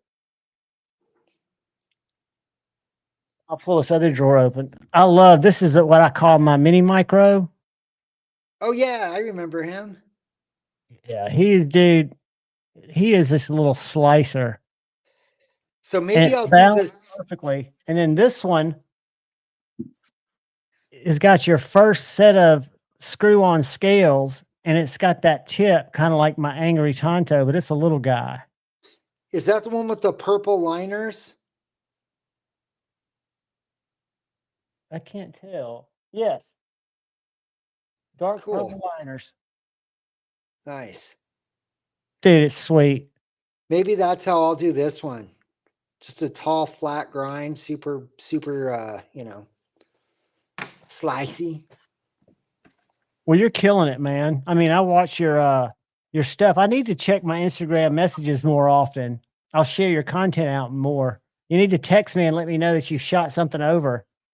Yeah, dude. It's lately, man. It's like I'll post some stuff, and a week will go by, and then someone will be like, "Dude, is that thing sold?" I'll be like, "No." Like, not one person asked me, and several people have been saying like, "Oh, I thought you weren't posting last week." And like, I'm like, "What?" Like, no, I post every other day at least. It's just weird. I feel like I don't know what's happening, but a lot of people, they'll hit me up. They'll be like, "Dude, I just looked through your Instagram, dude. I didn't see any of your last 3 or 4 posts." Like, what Dude, is posts that? on Instagram, I average 30 to 50 people that see my posts. Well, that's what I'm saying. Like a couple months ago, dude, I was getting a lot more traffic, and now it's just like fucking crickets, dude. Like, what the Yeah, hell? the Instagram will throttle that shit from time to time. I mean, it's just weird, Yeah. and I've kind of gotten where I don't post on there as much, but I try to do it daily, do something on Instagram. But, my growth there has been like snail water. Yeah, it's so weird. What is that? It's just the people just like not cool with I people think that I like think knives. Instagram and Facebook Meta want us to boost posts and get into their ad program to where if we want more reach, they want us to pay for it. And it's not very expensive, but it's just the point of it, right? I want it to be organic. And Yeah, I I've think it's like 15% of your followers on any given day might see your post in their feed. oh really? Yeah, it's super low. Oh, maybe that's what's happening Let me because Google, let me Google what that reach is. Hold on. yeah, people they'll be like, I'll even have people like friends of mine like, "Oh, what's up? Everything cool? I noticed you haven't been posting lately." And I'm like, "Dude, I posted this morning. What are you talking about?" You know what I mean? Yeah, absolutely. Let's go average Instagram organic reach. How's your family, buddy? Everybody doing good? Yeah, yeah, everything's cool. Oh, dude, where is it? My 20%. oh, that's lame. That's what Wikipedia says. You want to see a little knife my sister-in-law brought me back from Japan? Absolutely. Make you big again for a sec. It's just a okay, so it's by this little company. Never heard of them. But she actually got it from the guy that made this one, or at least assembled it, I guess. Look at it's a little dude. Dude, a It's little Bowie slip joint. it's a frame lock or liner lock, and it's a money clip, Oh, and it even has cooler. dude, it has Damascus, and it has this craziest little like. It's hard to see, but there's like some flowers and a tree with like a little bird. But what So I that's was still kind of a scene more than just abstract. right. And what's so cool about it, dude, the detail, look how small that blade is. Dude, it's tiny. And there's even a little sharpening choil. It's a hollow grind on both sides. It's not like a chisel. You know, sometimes on the real small knives, the knife makers, they'll cheat, right? And then when they Right, show you the right. picture, they're like, oh, look at this sick little banger I made. And then you find out it's a chisel grind after you buy it. And you're like, what, dude? Like, because it's way harder to freaking, you know, do grinds like that than a chisel grind's like what you start with. Like that's the beginner shit, right? Um, but look at that. It looks fantastic for a little knife. Made And the in Japan lockup does is, good stuff. dude, the lockup, it's like, it's freaking, I couldn't believe it. I couldn't believe how solid this little thing was. for such a tiny knife. And what do you keep it in? Is that a little sheath? Like a little pocket dropper? No, that's literally just the cheesy box that it came in. Oh, I got you. So you just stick it in your back pocket with the clip. Yeah, or you put Your money shirt in there. pocket? It's a money clip. I like that. Look how thin it is. Big old clip. Yeah, dude, that's sweet, man. That's a sweet little knife. I just can't believe how dialed that fucking grind is, and the edge that guy got on there. It's crazy. It Dude, looks very shiny. The yeah, edge. I have $200 knives that aren't ground this well. Crazy, huh? That is nice. Yeah, I was I am stoked, dude. I was expecting to get like a coffee cup or something. You know what I mean? She knows you're a knife guy. Yeah, she does. Is she your younger sister or older? Younger by a couple years. I think got she's you. 35. My wife's 37. Y'all are kids. Well, I'll be 50 this year. You're still a kid. Y'all are young. Yeah. Enjoy it, man. Yeah, I will. My wife was like 25 when I met her, dude. I was like 39 or 38. There's nothing wrong with that. Yeah, oh hell no, there's not. Oh, look, I got some glow in the dark liners, dude. Oh, sweet, man. That will stick between the scales and the Yep, from Blade and Burl. How sick are those, dude? They're gonna glow in the dark. Weird. I love that. I was thinking about doing a glow in the dark liner under the Altum. Right? That would be sweet. Are they G10 or are they just a different material, like a glow material? He made them. I don't know. I think it's some sort of resin or epoxy, and Sure. he fucking did some wizard shit and made them himself. Yeah, I'm stoked, dude. Maybe I'll throw. Are you into the glow stuff or no? I am, dude. I think it's cool as shit. Maybe we'll do some green glowing liners on this thing. I'd be all in on that. Yeah, I'm gonna try. Give me a number. I'm gonna use some of these glow liners on these. Get into some weird disco shit, the wizard smoke shit. Edgy, your morals are as strong as anybody's I know, dude. You won't shill for anybody unless you believe in them.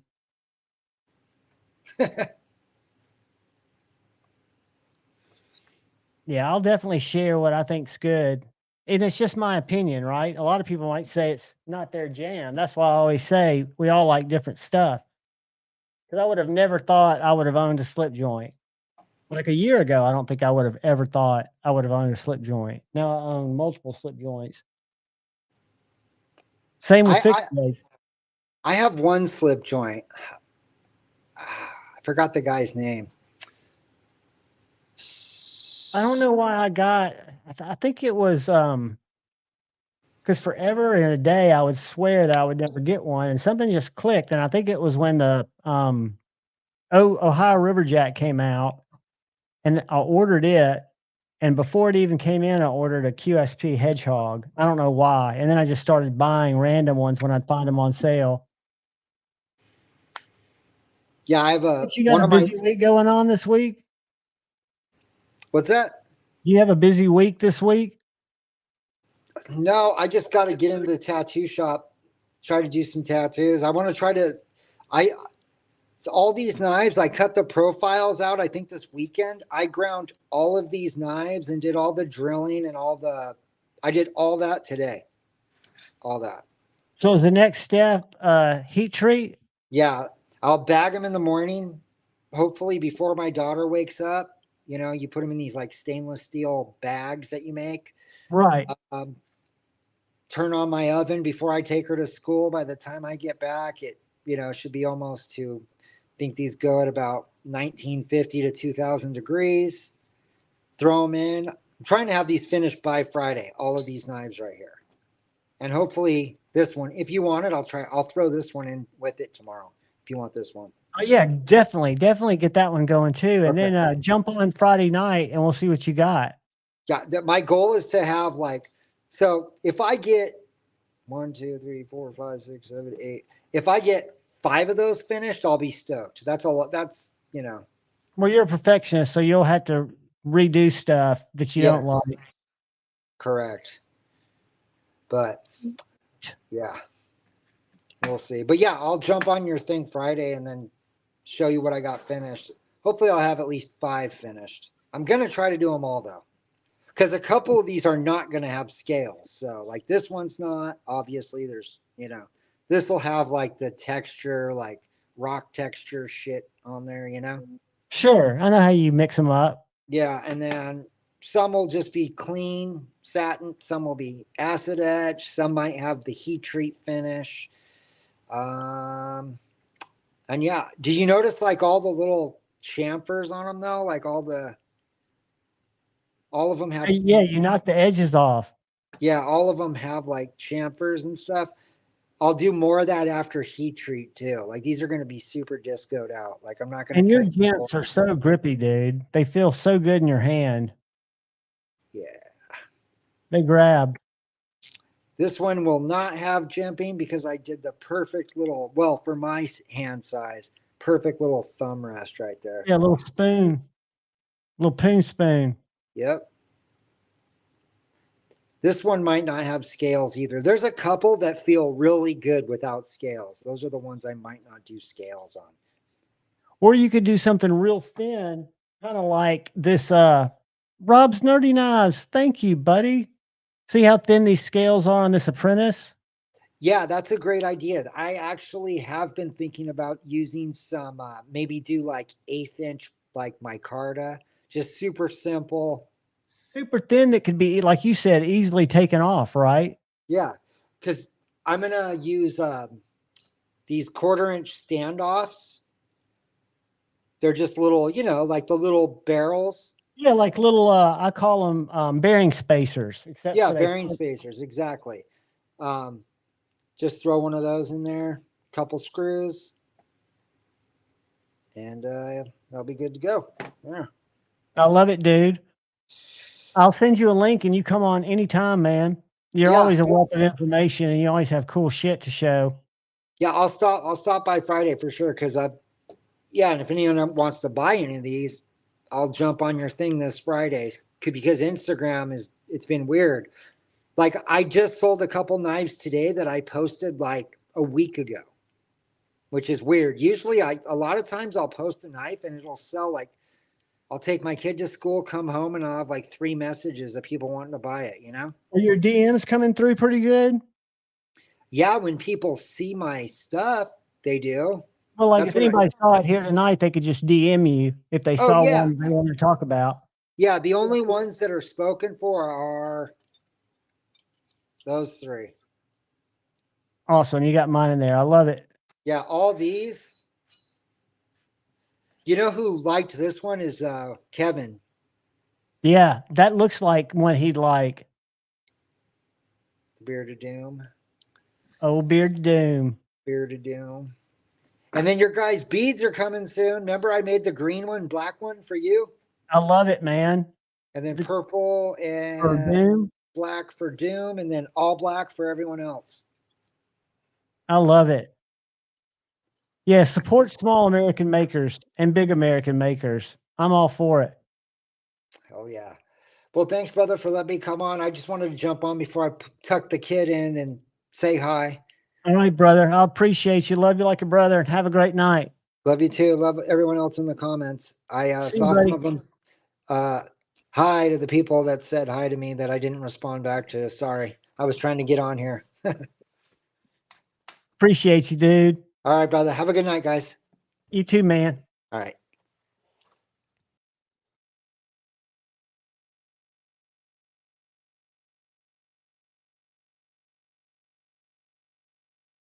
Yeah, I was missing a lot of that, but I agree with everything y'all are saying. I mean, it's apparent that things are going to be a lot cheaper than they're going to be sold for.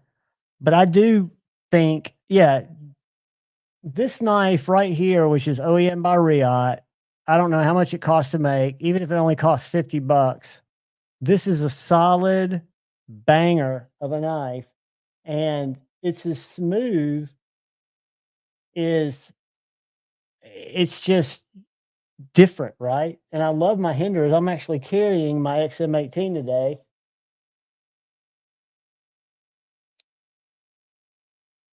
And this one's an S45, so I don't know how they heat. I think it's S45 or it's 20 CV.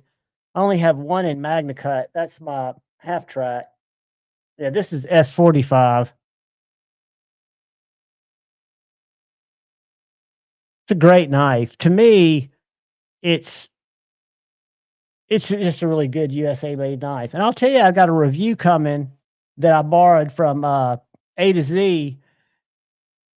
Awesome, dude. I borrowed from A to Z. It was a Chris Reeves large Sabenza, and it was a knife that I really, really liked. And it was a knife I didn't expect to like. It was a knife that had S45, very roll open action, right? And just the lockup was insane. I mean, there was something that I didn't think I'd like. What's up, Carco, my brother? Usually I didn't think I'd like to slow roll a knife, but when you roll this open, it just locks into place. I wish I still had it here, but I've been trying to switch out some knives with them to get some more on the channel. I'm going to bring in a couple of Sabenzas next, I think. I've never really understood the Sabenza thing, but I didn't understand the Evo thing until I reviewed his Evo. Wonder where Shane is.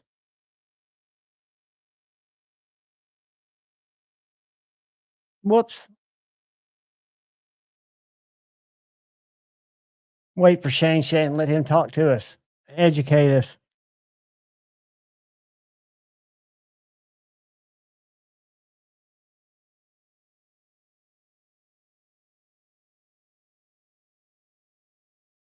I wonder if I should this. All right, buddy, I'm waiting for you. We ain't no rush, my friend. I just took my phone off there because I might get on Domino's site here in a second and order a pizza. I wish I could order Taco Bell because I really don't feel like getting out.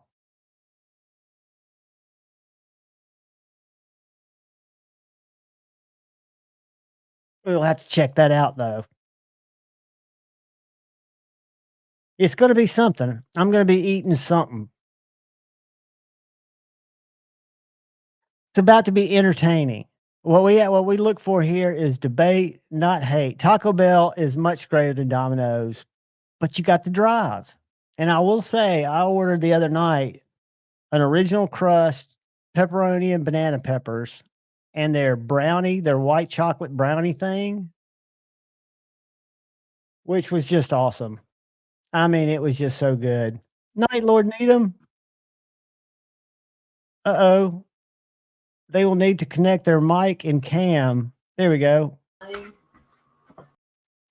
Tell me when you're ready, buddy. Thumbs up me. There he is. What's up, guys?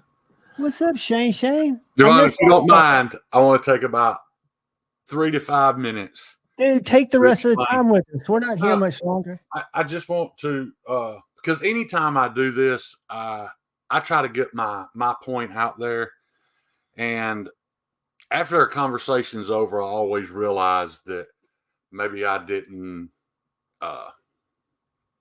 use my words as well as I could.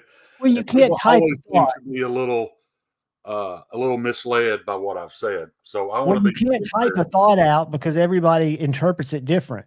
Right. So you're typing. You might have even missed the last message. So, but my point is, there is no doubt about the quality of the manufacturing, the quality control, and the packaging for Jack Wolf knives. No doubt. Nobody can argue that. All I brought up originally was that if you've been paid for a review, and according to the YouTube guidelines, if you received payment or product, that's a paid review. If you've been paid for the review, I want to know that. It doesn't discount the review, but there's one aspect of a review that I have to take completely off the table once I know that, and that is it worth the money? Because if you didn't spend the money, you can't have an honest opinion about it. That's like, when I do my little review on these, I can't necessarily say that because I didn't buy it. And no, I don't dislike Ben. My issue is that I know around about what those knives cost to have made. And the reason why I don't think $350 is a acceptable price range, I think some of them are $270. Either way, is because one, I can't remember the name of the knife, and I feel horrible that I can't. I'm pretty sure you own one, but there was another really popular Chinese-made slip joint. Seemed like it had the word river in it. Ohio River Jack. Yeah, there was what, $100? Well, it was 145, and then the other one that I think is excellent is this QSP Hedgehog. There you go. And this was the one that was the carbon fiber and the same material. What did you pay for that? This was $145. That's what it's worth. And that's maybe $199, but that's I think what a Jet Wolf is worth, in my opinion. Now, does Ben have to make a little money? Sure he does. Nobody wants to do this for free. I get that. But I'm just saying, for me personally, I'm not paying all that extra money when there really is no extra value. Now, the design and what you're looking for, maybe one of the Jack Wolf designs is much more attractive to you. I get that. But it's not any more valuable a knife. Now, we've gone down several rabbit holes when this started. I also want to clear up, because you talked about my issue. I have zero issue with these knives. I think they're great. I ordered these knives, or I asked to borrow them from Blade Ops, because I was wanting to start to do a series on a Chinese, an option, where you don't have to buy from China. We don't have time to get into why I don't think you should buy from China, but I don't dislike you or think less of you if you do. But I wanted to give people some options, and this didn't qualify. The reason these don't qualify for what I was wanting to do is because I don't feel like this is any more quality than my Cold Steel 80 or my Cold Steel 4MAX Scout. I just don't. Even if you added an extra $25 for the different blade steel, I give $50 for my 4MAX Scout. That's $75. I could buy two of those before I bought one of these. So it's not that I'm arguing. And if you like the looks of this and you like the fact that Les George designed it, man, buy it. It's a great knife. It just didn't qualify. And it does support an American company, though. I mean, so you're not supporting Kaiser, you're not supporting WE, you're supporting Spartan to some point, right? And the same thing with Cold Steel and Ontario and Quiet Carry. You're supporting an American company, and you're also supporting a company that is fighting tooth and nail every day to remain a free country. And the people that they are resisting that from are the other option. It's China. China wants to take them over. They're gonna stomp the skulls of every Christian in that country, of every homosexual in that country. Anything that don't align with their beliefs, they're either gonna change overnight, or be sent or killed on the spot, or sent to a slave camp to work until they die. That's why I wanted to help support Taiwan. This does do that. This just didn't fall into my dollar for dollar. Let's compare what you can get apart, Shane. Yeah. Take it apart and look at it. Take it apart. Look at it. Oh, I get it, John. I don't like the Les George as much as I do the Poros. Yeah, the Aster is the one that's my favorite. Yeah, I like this one right here. I showed it on my live last night. I wish I'd gotten a different color than green. But I'm telling you, man, when I open this, I think, this G10, everything about it kind of reminds me of my Rat. But it's a different design. But what I'm getting at, it's a great knife. It just didn't qualify for the criteria of what I was trying to do. So I want to be very clear about that. Not bad mouthing these knives. It's just Tactical not. chair, they are. I don't think I can talk a guy that's looking to buy a Saviti into buying this instead. I don't think, just like in here tonight, you know, I've been back and forth with Palmer a little bit. You know, if you don't, if that pride and ownership doesn't mean anything to you or means less to you, I'm not going to be able to convince you to do that. And that's fine. It just means that, you know, I'll do a review on these knives. I'll give my opinion on it. These just don't qualify for what I was trying to do. I don't think this competes with a $40 Praxis. It's a little better but it's not $80. But it's not $90 better. Right. That was my point there. Yeah. Right. But you tried it, and I think that's a series worth getting into and exploring, because you can send those back and look And at. if you want a Spartan knife and you can't afford a Harsey, man, this is a good option. You know, it's a great knife. It just didn't qualify, but you know, I feel like I ruffle some feathers sometimes when I'm really not trying to. No, it's hard to get a point across when you're debating. In 3 lines. You only get 3 lines you can type in. Yeah, and that's not it. That's no way to have a conversation, because I think we learn from each other, especially everybody's different opinions. Because I learn every day from stuff that I absorb from lives or from just watching content. Yeah, and I'm learning this crap just like y'all are. Yeah, I like to say, all I was trying to do is give people an option, because I get it. In all honesty, I'm in a position where I could defend myself and not feel guilty about if I needed a pocket knife. I wouldn't feel guilty about buying a Chinese one, because I'm in that budget. You know, my income makes that okay. I don't need 50 of them. You know, if that's the case, I can buy something else. But, you know, when you start talking about value, you know, you take my Mannix, for example. I give $120 for it. I paid $80 for a set of scales. I give $20 for a ball cage. I've got $220 in that knife. I don't care how long you argue with me. You're not going to convince me that any Riot or any Best Tech or anything like that is more of a knife than that is. It's a better heat treat, a better steel. It's made in the United States, and it's less money. That's my point. You know, like Palmer kept bringing up, you know, cost of production, blah blah blah. That doesn't matter. Now, if you don't like the way a Mannix looks, but you do like the way dude, I don't even know who they're Riot's making knives for right now. But insert any designer that's having knives made by a Chavez. If you only like the way the Chavez looks, then I get it. But if you're talking about value and you're adding up cost of materials, cost of production, and if you care, pride and ownership, anything past the $220 mark of my Mannix is dumb, in my opinion. It just is. And you can grab a Hogue for like $130. Right. You can grab these scales for $99. That Hogue's not a titanium frame lock. Well, my Mannix isn't either, but it's a titanium ball cage lock, which is stronger than a frame lock. So, therefore, it's superior, correct? If it's a stronger lock, locks are meant to lock something. So they're measured by how strong they are at locking things. Well, if it's stronger, then it's better. So there's one up. The materials, I've got titanium, you've got titanium. We're equal there. The blade steel is, 15V. It's better than anything, unless you care about rust. It's better than anything that Riot's using. So I just hate hearing people say we can't.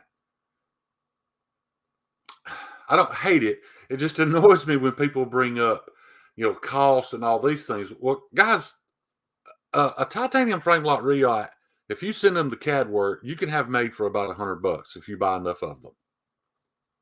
So, and then they're selling for $350. Well, like I said, I've got $220 in a titanium knife with a better lock and a better blade. You can't talk about the design, because that's all relative to you and what you like. So that Gunslinger, for whatever it cost, is a far inferior knife to that Mannix. The only thing you could argue is, well, this is prettier. Okay. That's personal opinion. but it is. It's a far inferior knife. And As a cutting tool, absolutely. I don't think that you can paid be argued. $130 more for it, and you supported a country that's committing genocide daily. So that's my point. I don't understand why people take that so personally, like I'm attacking them or I think poorly of them for doing it.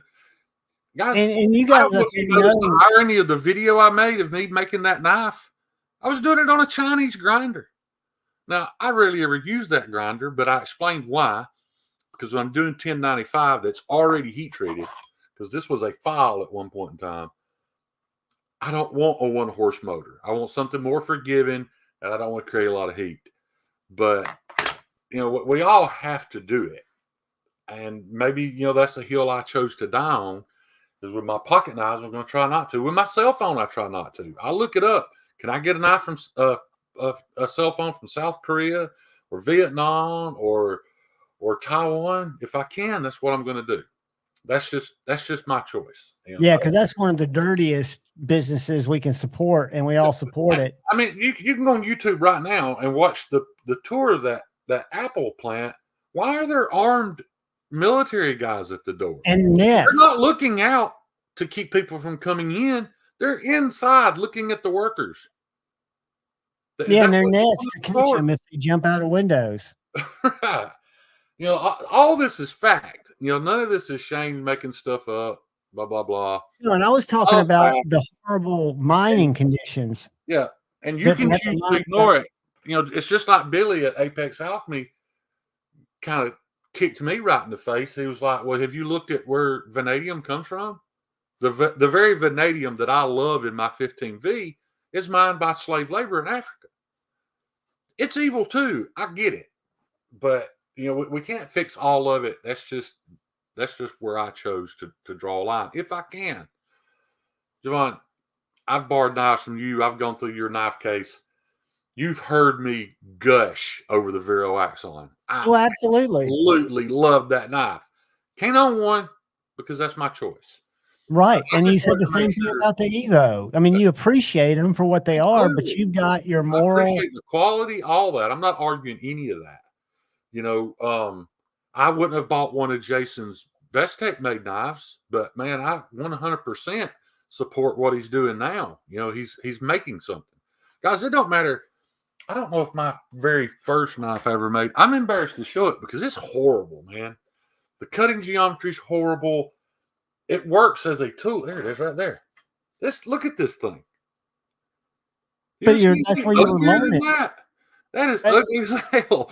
It looks like a knife. It looks like an Essie. It works. It's a working cutting tool that I made, so I have pride in it. And that's my thing. I don't mind paying a little more, knowing that Jason's going in his shop and grinding those knives out himself, and he's doing it all himself. If it costs a little more, fine, I'll pay a little more before I support that guy before I support a guy that paid about $75 to have a CAD worked up. That's what it cost. And he clicked send, and he sent it to a company overseas. They did all the work, and then he gets to make $200 a pop. Really? Is Jason making $200 a pop? Nowhere close. No. You know what I've got in right now? I figured it up the other day just to humor myself. It's not even done, John. It's ugly. It probably won't even sell. I just wanted to make it. You know what I've got in this right now? $85. That's it, paying myself $10 an hour. Yeah, I mean, and dude, you can add that. There's no shame in taking your cost and doubling it to go to market because I'm not planning on selling this. I was going to give it away, and I didn't want to do a regular giveaway because I wanted somebody to get it that could appreciate a really strong, little bushcraft 1095 knife. Somebody like Grumpy Grunt. I know he would appreciate something like. Not picking him out for a reason, but I just didn't want somebody to just get it and think, well, it's just old 1095. And it goes in a drawer, right? Right. They don't appreciate it. Right. But the main reason I wanted to come on is because, everybody saw in the chat, me and Kathleen were having a back and forth, and I'm not upset at all, but I have a hard time going to sleep tonight thinking that Kathleen thought I was just wanting to argue with her or discount her point, because I'm not at all. That's not what No. I'm about. You know, I get it. I understand that Jack Wolf does, you know, that QSP didn't come with a cool can and artwork and all that stuff. And it also didn't pay an American guy. Well, David might have. I don't know how that works, but Yeah, you know, that was the I think that they are Austin. That was a traditional pocket knives exclusive. So there But was I also some. know somebody who got a free Jack Wolf knife to do a review on it. And then the next one, it just didn't speak to him. That design didn't. So he passed. He's out of the club now. No more free knives for you, buddy. You know, once he passed one time, they've never asked again. That seems a little shady to me. And Yeah, you know, I don't know. I the don't know question, as much of that background, but I do know that you've got inside information on knife I have making in China. very inside information. Yeah, and I think the chat knows that, but if y'all don't, Shane's knowledge comes from personal friends and or family that work as internet A in. very oppressed family sold into slavery in China and escaped through Taiwan. That tells you they're not in the same place, because they escaped to Taiwan and Taiwan helped them get to the United States. And now they've all graduated college. They're all engineers and business owners. Yeah, I have a very intimate knowledge of it. They still have family working in Shangjiang or whatever it's called, making your pocket knives. I know exactly what they're doing. And, you know, when I How try they're to tell doing you it. guys all this stuff is being made in the same place, that's not a good choice of words. It's much like MKM, you know, the Montiago knife makers. You got plants over there that are stamping out liners for all the companies. You've got, you know, a little shop that's cutting out G10 for all. That's what I meant. It's more like a unionized thing, but owned by the government. So, you know, I wasn't, you know, I hope G-Ball didn't think I was attacking him. I don't have time to watch everybody's videos. Maybe G-Ball is telling people that the knife was given to him, but you know, when I see that, and then I Definitely see says she doesn't feel upset. She's just stating a good, point. good. Yeah, and as long as it's transparent, I 'Cause in agree. all honesty, I wasn't worried about Palmer. Me and Palmer fight about it later. I just didn't want Kathleen to think that I was disrespecting her or anything, because I'm glad she's here. You know, we need more, um, we need more females in this community that are here for good reasons. You know what I'm talking about. We'll stop there, but yeah, I Speaking just of, didn't there want, have I been just some weird bands on Instagram lately. yeah, I wouldn't have been able to sleep tonight if I thought there was even a chance that she thought I was being disrespectful or hateful towards her. So. No, I think everybody knows you're very loyal to your country and you've got specific morals. Like you say, we could all, and this is something that Super Steel Steve said, and it's true. You might not have the choice of where your cell phone comes from, but as collectors of knives that are discretionary purchases, we do have the choice of where our knives come from. John, I And pocket check people here in Gadsden all the time. We were at Bama Bucks. You heard about Bama Bucks? It's like a little wildlife. We went there and ate Sunday for my birthday. There was so this happy belated birthday, brother. No, that was 2 weeks ago, last week. there was this cute little country waitress, you know, and she had on a big old belt buckle. And anyway, she was a doll, but and I noticed a pocket clip, so I stopped next. She had a Chinese made mossy oak knife. Dude, she's a teenager, you know, with a hostess job. She probably doesn't make a whole lot of money. I would never say anything. You know, I told her how nice it was and how cool it was that she was carrying it. I get that. Those knives serve a purpose, and they're for people on a budget that need a cutting tool. They're We, gateways. we've turned it into something completely different. We've turned it into, oh, you got to buy 3 or 4 a week so that you can come on a live stream and say, I've got one of those. I've got, you know, mine's in the mail. Mine will be here tomorrow. I'm not bad mouthing that. I'm just saying that's not, in my mind, what those are for. So, you know, but No, I agree. And that's a lesson I learned late from Dark Gravity, and you too, that by foregoing that dopamine of waiting for something to be incoming, it's I could get strong. better stuff. Yeah, but you can get better stuff if you just forego it. It's addictive, John. I remember those days, dude, when I had a Civivi or Kaiser or CGRB, one come in every You know, I schedule it so it was one every 3 or 4 days, man. I can remember on my way home getting excited about that box on the porch. I can get it, you know. Yeah, And I'm not asking anybody to change anything they're doing, whatever makes you happy. I just want to offer the information that I feel like you need to have when you make that choice, and maybe an alternative if I can come up with one. This was my first attempt at this little video series, and I don't feel like it fit the criteria, so I don't have it yet. but you're still gonna make the video, right? Absolutely. I'm going Yeah, to talk see, and that's what I about think the. I great can't to tell have you you if it's coming worth back the money. in. I can't honestly tell you if it's worth the money because I didn't pay for it.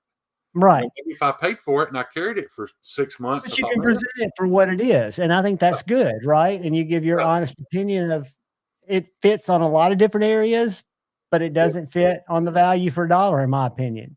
I just don't want people to ever think that I'm shaming them or looking down on their choices. I just try to offer, you know, some of the information that I've gathered, the knowledge that I have, and if people don't want it, that's fine. You know, I get it. No, but you're valuable to the community for speaking it because we all learn. I mean, even if you're closed-minded, you learn from absorption, right? If you Yeah. listen enough. And because I know I have changed my collection habits several times and merged into areas I never thought I would, just Yeah. because I kept a little bit of an open mind. Yeah. I'll say this about because I agree with Rob here. I understand what Ben did, and I understand why it's so popular. But in all honesty, I would rather have a GEC that still looked old. You know, it was still the same style and materials as the old slip joint, but just with a better blade steel. That would tickle me to death. I don't need rainbow carbon fiber and dark titanium on a slip joint.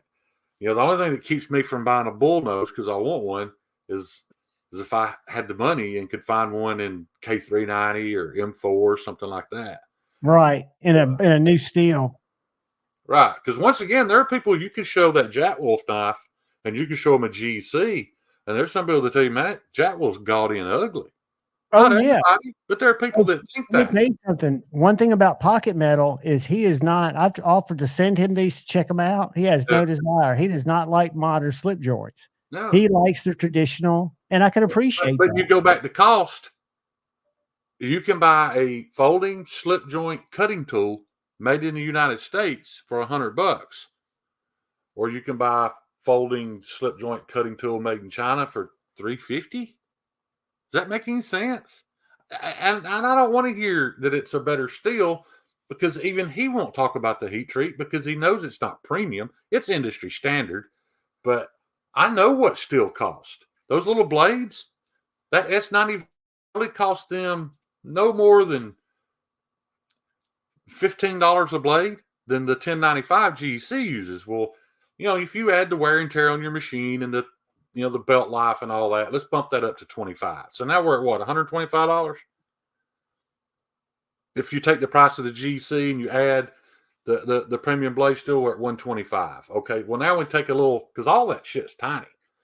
You know, a little tiny piece of carbon fiber, it's not more than $10. So we're at 135. Right. Now we're going to add some titanium to it. Let's go high and say it's $30 worth of titanium. We're at 165, John. You can't count manufacturing costs because GEC made that knife for $100. Right. So in the United States, is it a $165 knife? I can't wrap my head around it, man. And you're right. They're charging that because they can. Just like my story about taking my granddaughter to buy her first pair of cowboy boots. Ariats are made in China now, but they're the same price that they were when they were made in the United States. Because there's not an alternative. Yeah, once you put all your competition out of business, you just raise your prices right back to. I mean, look, we've all seen it. When we started buying Civivis, they were $40. Now they're Civivis are $90. Yeah. And once they push everybody else out, they'll be $150. And we are creating that. We're responsible for that. Shame on us. And that's a very fresh way to look at it, you know, and it's accurate. Yeah.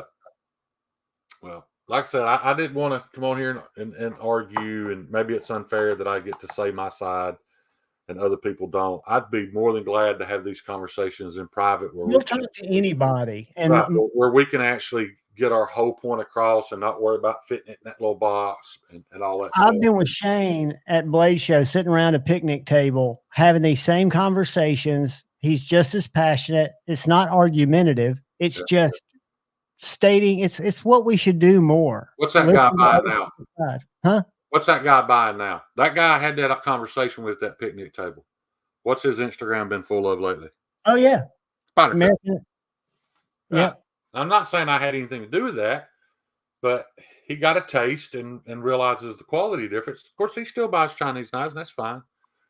But I just don't like when people say, I can't afford to buy American knives. American knives cost too much. Guys, Michael Martin's making a really good American-made folder for $200.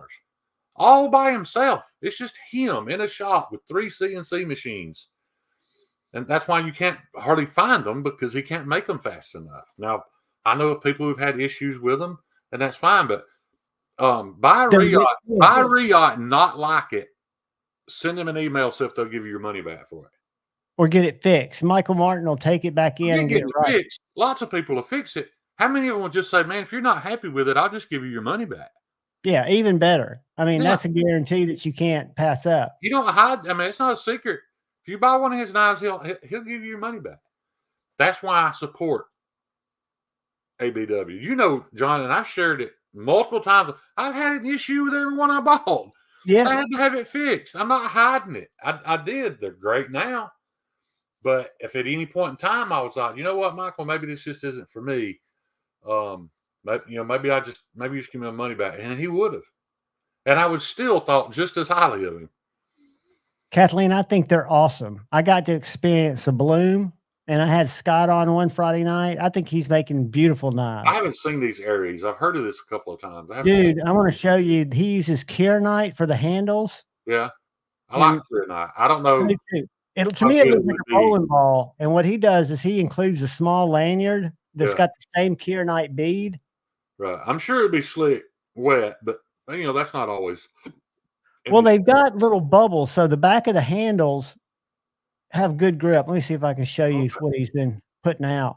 Is this stuff that he's making, or is he having it made? He's making it in-house. Right. What is he selling those for? He does 5 a month. I want to say they're about 200, depending on the design.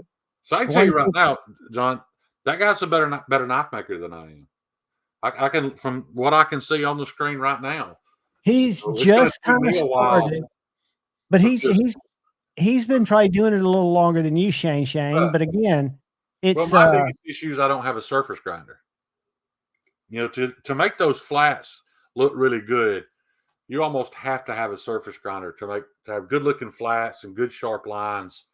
And that's why I like Jason does that rock texture, that hammered look, because it's more work. But if you don't have access to a surface grinder, that's the way to do it. And I may have to do that because I'm not going to be able to make my flats look perfect and beautiful. There's equipment. I'll send you a link. He does a live stream every Saturday morning that I watch, and he doesn't get a lot of viewers, but he's in the shop. So it's just kind of like Satu's little thing. It's an hour of him going through what he does, because I think he'll only take 6 or 7, maybe 5 jobs a month. What would a titanium frame lock? Forget Sawtooth's taste in knives, because that would limit him very much. But if he made a 3.5-inch thin, slicey titanium frame lock knife, what would that be worth? Oh my God! Right, because the machine work is going to be meticulous. Even if he can't do the heat treat, he's going to reach out and find the very best in the world to do it, because that's who Sawtooth is. We joke about. I love to joke back and forth with Alex Steingraber. We have an understanding that I haven't decided if I like him yet or not, and he's okay with that. But I do believe he makes one of the finest cutting tools on the planet. Whether you like the shape or not, maybe there's some companies that make them prettier or maybe a little more refined, but just aesthetically. But he rings my bell because he's doing performance geometry and performance heat treats. Yeah, and I've decided that even though he's very opinionated, some of Yeah. my favorite makers are. Some of my favorite makers are very passive and kind, but I like someone who's confident and they back it up with facts. I Right. like the fact that he'll get on live and debate the person who they're calling each other out, and they'll do it respectfully. Well, I feel like sometimes he might ignore the respectfully part a little bit, but I also feel like he's not completely fair in, like, when he starts telling you what they said and what he said. The facts aren't all. It's not that he lies. You're just not getting the whole No, story. the truth is your side, my side, Right. and it's somewhere in the middle. And if Like you're I said, hearing it from I'm one okay with side, that. You know, I'm not. He's not asking to date my daughter. You know, he's making a knife and he does an excellent job at it. So I'll take it. You know, Kyle, that's the one I've got. It's the Crewware, the Friday the 13th drop, and I love that knife. there's no defending Greg Medford at this point. You know, as far as who he is. I mean, you try to defend him, and he opens his mouth and makes you look stupid. I get it, but the fact that a man signed a lease on a building, financed some equipment, had never made a knife before, and just decided, I'm going to start making it. He took a chance on himself. He chased that American dream and he made it work. So I have respect for him in that aspect only, and that's why I've tried to support him and I've tried to defend him, man. But it's getting harder and harder by the day. No, but I'll tell you again, that comes from somebody who believes in his people, believes in his Right. country, sees the evil and the theft that he Go to Blake perceives. Show and talk to his people, dude. I don't know what he pays them or what the work atmosphere is like, but they love that man. Let me tell you something. It means At something. Nashville, Shane, this last year, he had a table there. It was a 10 by 5 in Yeah. a corner, and it was just him. And you could sit there and talk to him for 30 minutes. Nobody, I mean, he had like 20 On knives. the other hand, Billy from Apex Alchemy had a completely different experience. He was rude as shit, Billy. I get Yeah. it. Sometimes he's like that. It I depends may on see the him this year trigger. and he Yeah, might be he rude gets to me. triggered. And he's very, but it comes from a place, what I can appreciate is he takes his side and he stands and dies on it. He's Right. not going to wishy-wash on you. You know what his thoughts are.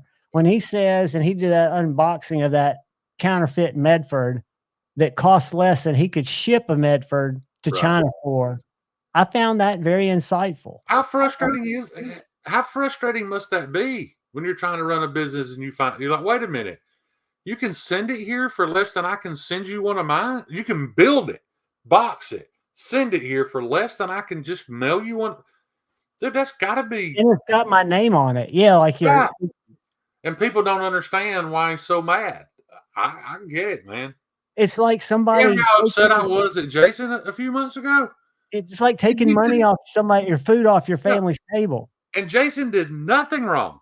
He simply made a knife that I wanted to make before I did, and it upset me. That kind of stuff's going to We're happen. talking about Alex Pitt. I didn't see all that. I did see their talk where they talked online, and I know that Alex and Lefty have major issues too. Yeah. I thought that was funny though. I'll actually. Well, Alex, John, let me ask you this: dude. How would you feel if you were out there in the shop, sweating your ass off? You put everything on the line, your family's well-being on the line to make a product, and then you watch Lefty do nothing but make videos, draw a knife, have somebody else make it, and he's probably selling more knives than you are. There's no way that can't bother you. No, well, even before that, it was because of a review, and Lefty called or reached out to try to bury the hatchet, and Alex was like, "I'll pass." I get it. I get it. I like somebody who stands on their morals, and I'm a Lefty lover. Right. But I find everybody, there's a reason. If you look at psychology of adjustment, the reason people get triggered a lot of times comes from their strong belief system and something that we don't know that they're putting into something necessarily. For example, what sweat, blood, and tears goes into a business that you feel like you're getting slapped around. And if you get frustrated enough to start making videos, it's probably good that you're getting it out, even if it doesn't help your business. And Javon, it applies to everything. Like, I can't tell you, and he might not want me talking about this, but I can't tell you how many phone calls I've had with Kyle, because he'll call me just super frustrated because he's got a knife in that he either can't make perfect or don't know how to make it perfect for a decent price. And he's just, I sharpen knives for people, but the people I sharpen knives for they're just bangers. They're users. I would Right. never sharpen an expensive knife for somebody. So I get it, man. When you put that much passion into something, and then you see somebody else charging people for what we can't prove it, but very much looks like a belt sharpening and nearly ruined my knife. I can understand me being upset. I can understand Kyle being upset because it's like a spit in his face. Absolutely. It's dishonest, in my opinion. Well, I mean, Lefty having knives made is not necessarily dishonest, but No, I didn't mean that. I mean, I can see why it leaves a bad taste in Alex's mouth. I get it. I was thinking I jumped over to the belt sharpener that's hand sharpening knives. Right. And when somebody gets one back, I could see how my brain jumped onto that instead of what you. Oh yeah. I'm bad to do that. I'll kind of bring up 3 topics at once. No, that was me. That was my squirrel brain. You were talking about one topic. I just superimposed that on it because of a post I saw today. Yeah, I haven't seen anything from that person in a long time. I think they've distanced themselves from people who know them too well. No, I don't know. I think they're just playing in a different court. Yeah, and dude, I've had people reach out to me and be like, "Why are you always backing Brian? He's just a shit stirrer." I don't agree with that at all, because I don't think everybody, they're getting their facts from the chat. What's going on with Transparent Knives, and somebody tell them they're not getting all the facts. All these people Brian has called out, he reached out to those people first and gave them the opportunity to fix it. Or to talk to them. And when they don't, that's when he calls them out. There's nothing dramatic about that. There's no blame on him for that. If he contacted them first and gave them an opportunity to make it right, and they chose not to, then by all means blast them. Yeah, because that's doing us a favor. These guys like Super Steel Steve, that have been very aggressively going after knife makers for their heat treats for all this time. Whether you guys realize it or not, you've all benefited from that. Tell you right now, Miguron would not do a better heat treat if they didn't know we would care. Kershaw would not have released a video of them HRC testing their Magna Cut if they didn't know that there were people out there that were going to slam them if it wasn't right. So all these people that some of you don't even like, I get that. You've benefited from their complaining. Yeah, exactly. That was my Cole voice with his weak finger. That's why they laughed at him, Ed. Yeah. Yeah, and Medford, the deal with Medford Action, that's all very time sensitive, because there was a time when it was horrible, and then I think we're still kind of in the middle of a time where you might get a great one, you might not, because it's still happening to people. So I wouldn't argue that with any. And like I said, it wasn't his heat treat. It's not even his design. It's not the looks. I only chose to support him because he did it the right way. And he is only as passionate as he is, because not all military people were that way, dude. But I remember pausing, John. I had to pause and think about it for a moment, what I was agreeing to. Some people don't take it very seriously. Some people just throw their right hand up and agree to die for their country because they want a GI Bill so they can go to college. And some people took that very seriously, Sure. So they're going to be overly passionate about things and probably even piss people off about some things in the future. I didn't have to do that. I didn't have to die or come home missing an arm or a leg or whatever. But you earn the right to have your opinion. Right. You earn the right to have your opinion if anybody does. Yeah, and I've wanted to bring this up. It's a very controversial subject, but if 8 years ago I had come on my channel and showed you this beautiful knife, with the highest levels of QC known to man, with the best heat treat and grinds that money could possibly buy. And I told you, if you buy this knife, a majority of the funds are going to go to support ISIS. I don't believe anybody would have bought that knife. But then you look at the numbers and who's actually more evil between ISIS and the Chinese government. It's not even close. So why not buy a knife made by ISIS? You know what I'm saying? It's that cheap ass Damascus. Right. Well, no, I said it, in S125V with the very best heat treat possible.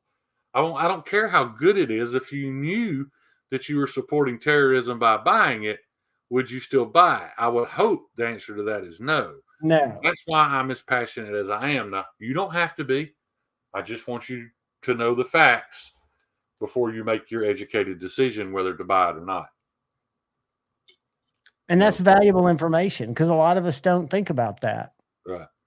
And maybe I'm crazy for thinking of it that way.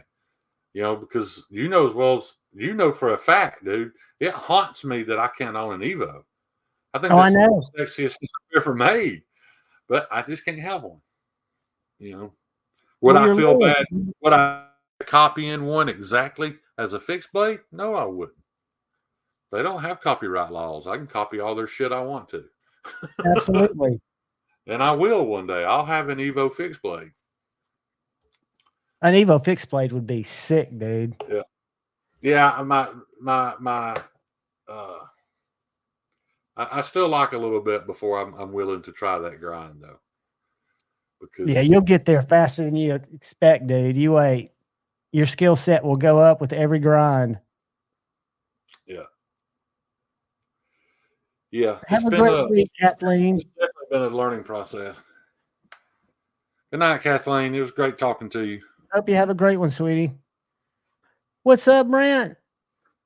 There's a old Hinder collector right there. He must have heard us talking. Brent would have been proud too, because I've done nothing but defend Rick tonight. That's exactly right. Brent, I'm glad you're in here though. Somebody told me, or I heard somewhere, that Rick was awaiting or needed an organ transplant of some type. Is that true? And I'm only asking because if so, he's a. Brent, we're about to cut it off in about 5 minutes, buddy, because I've got to get to Taco Bell. Yeah. I'm only asking because he is an American business. Yeah, and I know Brent's got a knife in order that's coming up for his birthday. For what they're worth, I'd like to shoot a prayer up for him if that's the case. But I haven't heard anything about it since. Yeah, have you heard anything, Brent? Josh, I hadn't decided on that yet. I don't even have the machine to do the acid etch maker's mark yet. And I don't feel like I've made anything good enough to stamp yet, to be honest with you. DM Shay, no, I don't know what he's saying. No, Brent hadn't heard anything. Oh, is he not? I don't remember who I heard that from, but I heard somebody say, because it was anyway, I heard somebody say that he needed an organ transplant of some kind. Maybe they were wrong though. Well, hopefully he'll get. Medicine's come so dang far. Uber Eats doesn't deliver Taco Bell in Huntsville, Mearsalt. Believe me, I've tried. Dude, it sucks. Yeah. And the Taco Bell here alleges to be open till 1, but they always seem to close at 12. We all need to start calling them every day, giving them shit about it too. Hey, our buddy wants his Mexican pizza at 12:30 a.m. Why y'all lying? 12. It takes me like 7 minutes to get there. So I put it on my app. I go in there and I'll get it all ordered up and I'll go to push send and it'll go, we're sorry, your location is closed. And I'm looking at the hours on the app going, motherfuckers. What do you think? The internet might be wrong, or is the store actually closed? The store's actually closed because before they had the app, I just drive over there. Yeah. But guys, I'm going to peace out. Shane, you got anything to share with these guys before we go? I'm sorry I had to. Don't ever apologize, dude. I'm always glad when you can jump up. You're welcome any Friday night or any Monday that I'm lighting it up. And here. I know that, and I appreciate it. I just didn't want anybody to think that I was attacking them personally or I wasn't hearing their side. But they weren't, guys. Nobody thinks that about you, Shane. If they do, they just don't know you. They will. All right, man. Guys, I love all y'all. Peace out, guys. Peace out. have a great week. I hope to see y'all Friday if we're all still around. There you go.